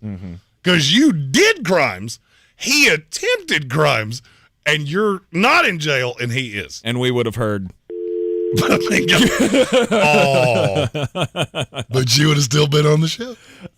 Yes, that she would have. All right, so Joe Exotic taking aim at Joe Burrow now for identity theft, I guess. No, he's just looking for his help, and he tugged on the heartstrings, and he said, if you do this good deed and you pay it forward, Joe Burrow, and you get this innocent man who, without a doubt, tried to have someone killed, you get him out of prison. And God will reward you for helping that felon by putting you in the Super Bowl. Yep. That is 2023 logic, if I've ever heard it. Was it something other than just bad luck that caused what we saw on Monday Night Football this past week? Was it something other than, Jet's gonna jet? Was it something You're in the same room with me. You've already gotten your one of those. We're not to the point that phrase can be said in here. Was it something other than Joe Namath made a deal with the devil That's become very popular on social media. It has. I blame you for that. Oh, oops. As you are the originator of that. No. Or at least the first person I've ever heard No, say I it. didn't originate that. That trends on jet boards all the time. I'm just pushing it along. Well, I love Joe. Joe's the only person that's ever brought real happiness to the New York Jets. So, I want him to live a wonderful, long life. I just know that there won't be another Super Bowl as long as he does. Well, for a guy who doesn't believe in, moon people. No, UFOs and aliens, I'm out. And stuff like that. Sasquatches, I'm out. None of those things but are you'll real. believe in curses. You'll believe in... So, which one of us was drunk on Monday, me or you? Because I saw it with my own two eyes, and the only way to see that was curse. Okay, I just wanted to make sure that we were on the same page because it may not have been a curse that came from Joe Namath. It may not just be a curse against the Jets. It may be a personal curse against Aaron Rodgers. Oh, boy. I don't know where you're headed with this, and I don't love it already. Well, last season, after his little breakup with Shailene Woodley, he started dating a girl named Blue. Is that the one that had blue hair? I don't know. I just remember seeing pictures. This was Aaron Rodgers was dating some girl named Blue, and somebody on social media started the rumor that her name was actually Blue of Earth and that she was a witch. She was some kind of a pagan, Wiccan, I don't know what kind of witch, but the timeline is kind of curious. He was dating her during last season. January the 6th, it was reported, Aaron Rodgers has dumped Blue and has now started dating a billionaire's daughter.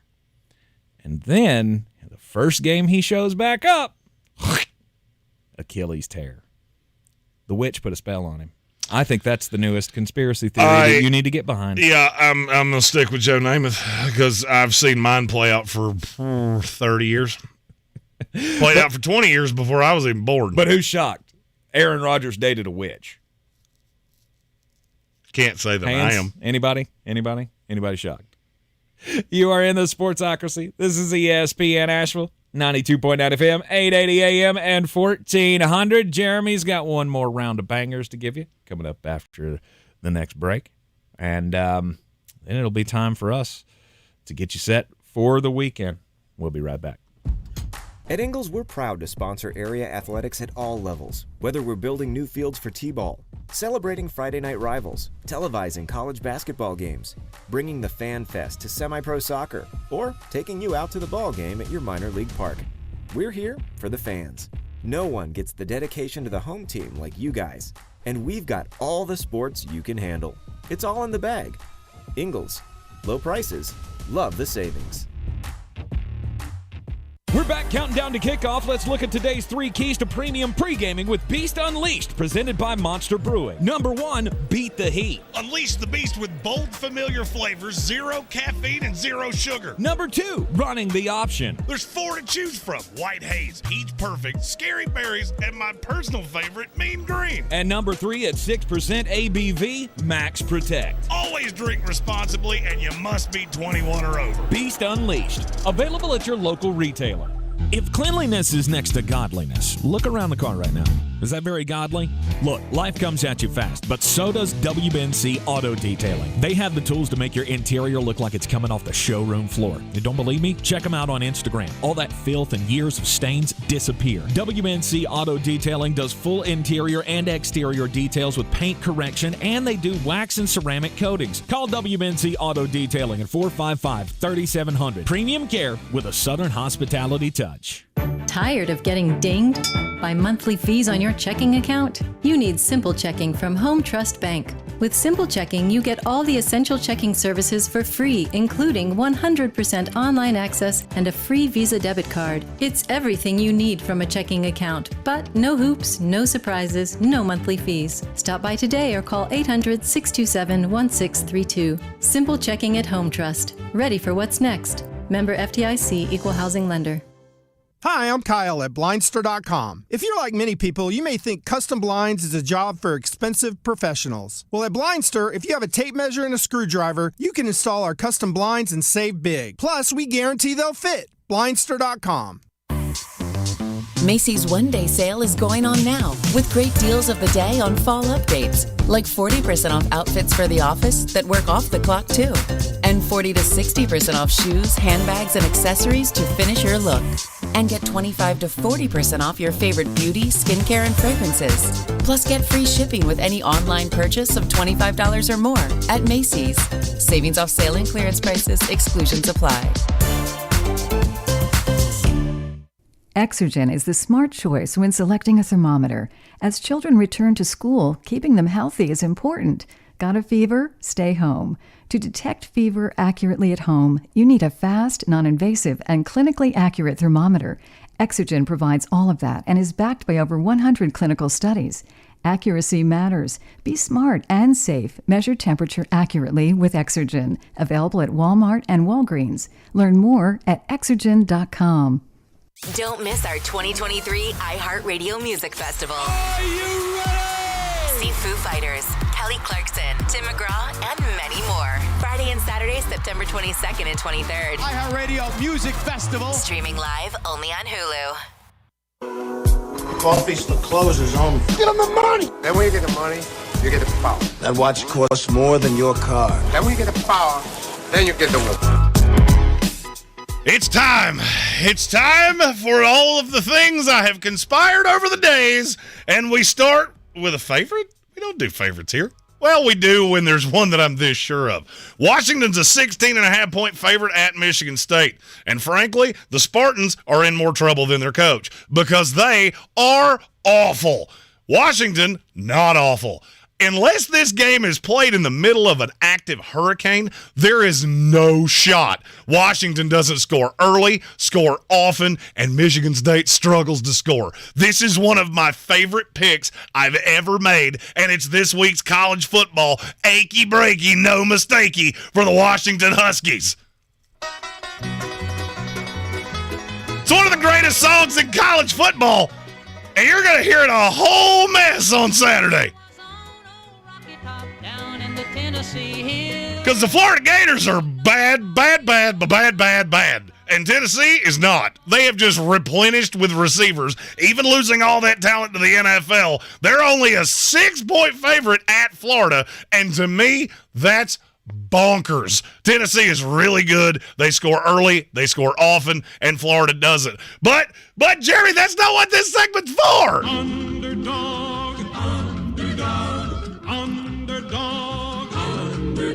Speed of lightning, roar of thunder. The Purdue Boilermakers are a 2.5-point dog at home against Syracuse. They haven't been good. They're already hanging a loss, and Syracuse has looked great. Unfortunately, their 2 wins are against a technical school and a cooking school. That doesn't mean they're good. Purdue has talent. This is on the road for Syracuse, and I hate them there. Give me the Boilermakers. They went outright. South Carolina's a 27.5-point dog against Georgia. I get it. Georgia's fantastic. They blew out roast beef Tech last week. South Carolina ain't roast beef Tech. Spencer Rattler's just enough. I'm not saying this game will even be close, but it will be closer than 27.5. And finally, the Beavers of Minnesota, the Golden Gophers, are a 7.5-point dog at Carolina. Carolina will win this game. I sat around and waited on that hook like a little kid waiting on a school bus, and I finally found it. It's here, and I'm going to take it, and I'm going to wager it hard because Minnesota's good defensively. They don't let up a ton of points. Minnesota will allow Drake May to score some points, but Carolina's not all that good defensively. This team runs the ball really well. It'll be lower scoring than you think, so take the under and give me the Minnesota Golden Beavers plus the 7.5 against the North Carolina Tar Heels. You can take those wagers to BetUs.com, use the promo code Sportsocracy, and get a 125% deposit bonus on whatever you put in, up to $2,500, just for using our promo code Sportsocracy. One of these weeks, my blood pressure is going to peak doing that segment in a way that is not good for my health. Yep. You know what? You know what is good for your health? Who's gonna break the news? Oh, no. Who's gonna break the news? Oh, No. No. No. No! Stop that noise! Yeah. That is awful! Love it. Oh my It's time for God, breaking that's going to news. haunt my nightmares for the rest of my life. Breaking news, Kansas City Chiefs, Travis Kelce and Chris Jones will play on Sunday against the Jacksonville Jaguars. We knew about Chris Jones. He had stayed in good shape. There was no doubt he was going to play. I already knew that. I assumed Travis Kelce would play. That doesn't change really anything for me in terms of the pick. I've already seen the line move about half a point. I would look for it to move to about another half a point. So probably Kansas City ends up a 4-point favorite. I think it was kind of already baked in, so you may not see much line movement. I still think Jacksonville wins. I don't know how much run you're going to get out of Travis Kelce. I would say it's probably 70% of what you would usually see. Mm-hmm. And that definitely does help the offense. He is one of the most important skill position players in the league. It still doesn't change the fact that nobody else on that team scares me in any way. And I just feel like this is a game Jacksonville's going to get. Yep. Kansas City starts 0-2, and then they probably reel off a string of victories that lasts until the middle of November. I'll stick with Kansas City in that one. Have a great weekend. Visit us. We'll be down at the Village Porch, 51 North Merriman Avenue, on Sunday to watch some games in the afternoons. We'll be doing the show, the fantasy show, live from the studio here on YouTube. I will not be at the Village Porch. I will be in Greenville with my lovely wife, seeing our buddy Bert Kreischer. Indeed. But I will see you next week right there at the Village Porch. Indeed. 10 a.m. on the YouTube channel. Tune in for our fantasy tips for the week. We will be back with you Monday at noon right here on ESPN Asheville. This is your Exergen Temporal Scanner weather forecast on ESPN Asheville. Continuing to push that sunshine right across the sky. What a beauty of an afternoon. Good travel weather, nice dry pavement out there. I know you're enjoying it, anxious to get home.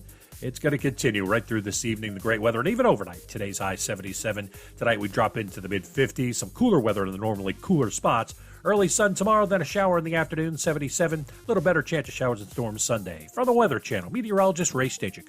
Every day, you breathe in thousands of microscopic germs, allergens, and viruses. Don't let these invisible invaders make breathing through your nose impossible. Flush them out with Navage. Navage uses powered suction to pull saline in one nostril around the back of the nose and out the other nostril, helping flush out all the nasty things that make you miserable. Nearly 4 million people use Navage to breathe better, snore less, and feel healthier. People like Cindy, a verified Navage user who writes, "I've had such awful nasal congestion for the last couple years. I bought Navage and OMG, I can breathe again. I love this thing. Goodbye neti pot, hello Navage." End quote. If you suffer from sinus congestion, allergies, or snoring, then Navage is the safe, drug-free solution you've been looking for. Navage is at Walmart, Walgreens, CVS, Rite Aid, Target, and Navage.com. Navage. N-A-V-A-G-E. Clean nose, healthy life. From the Ingalls Studios, this is ESPN Asheville, WPEK, W225CJ Fairview, WM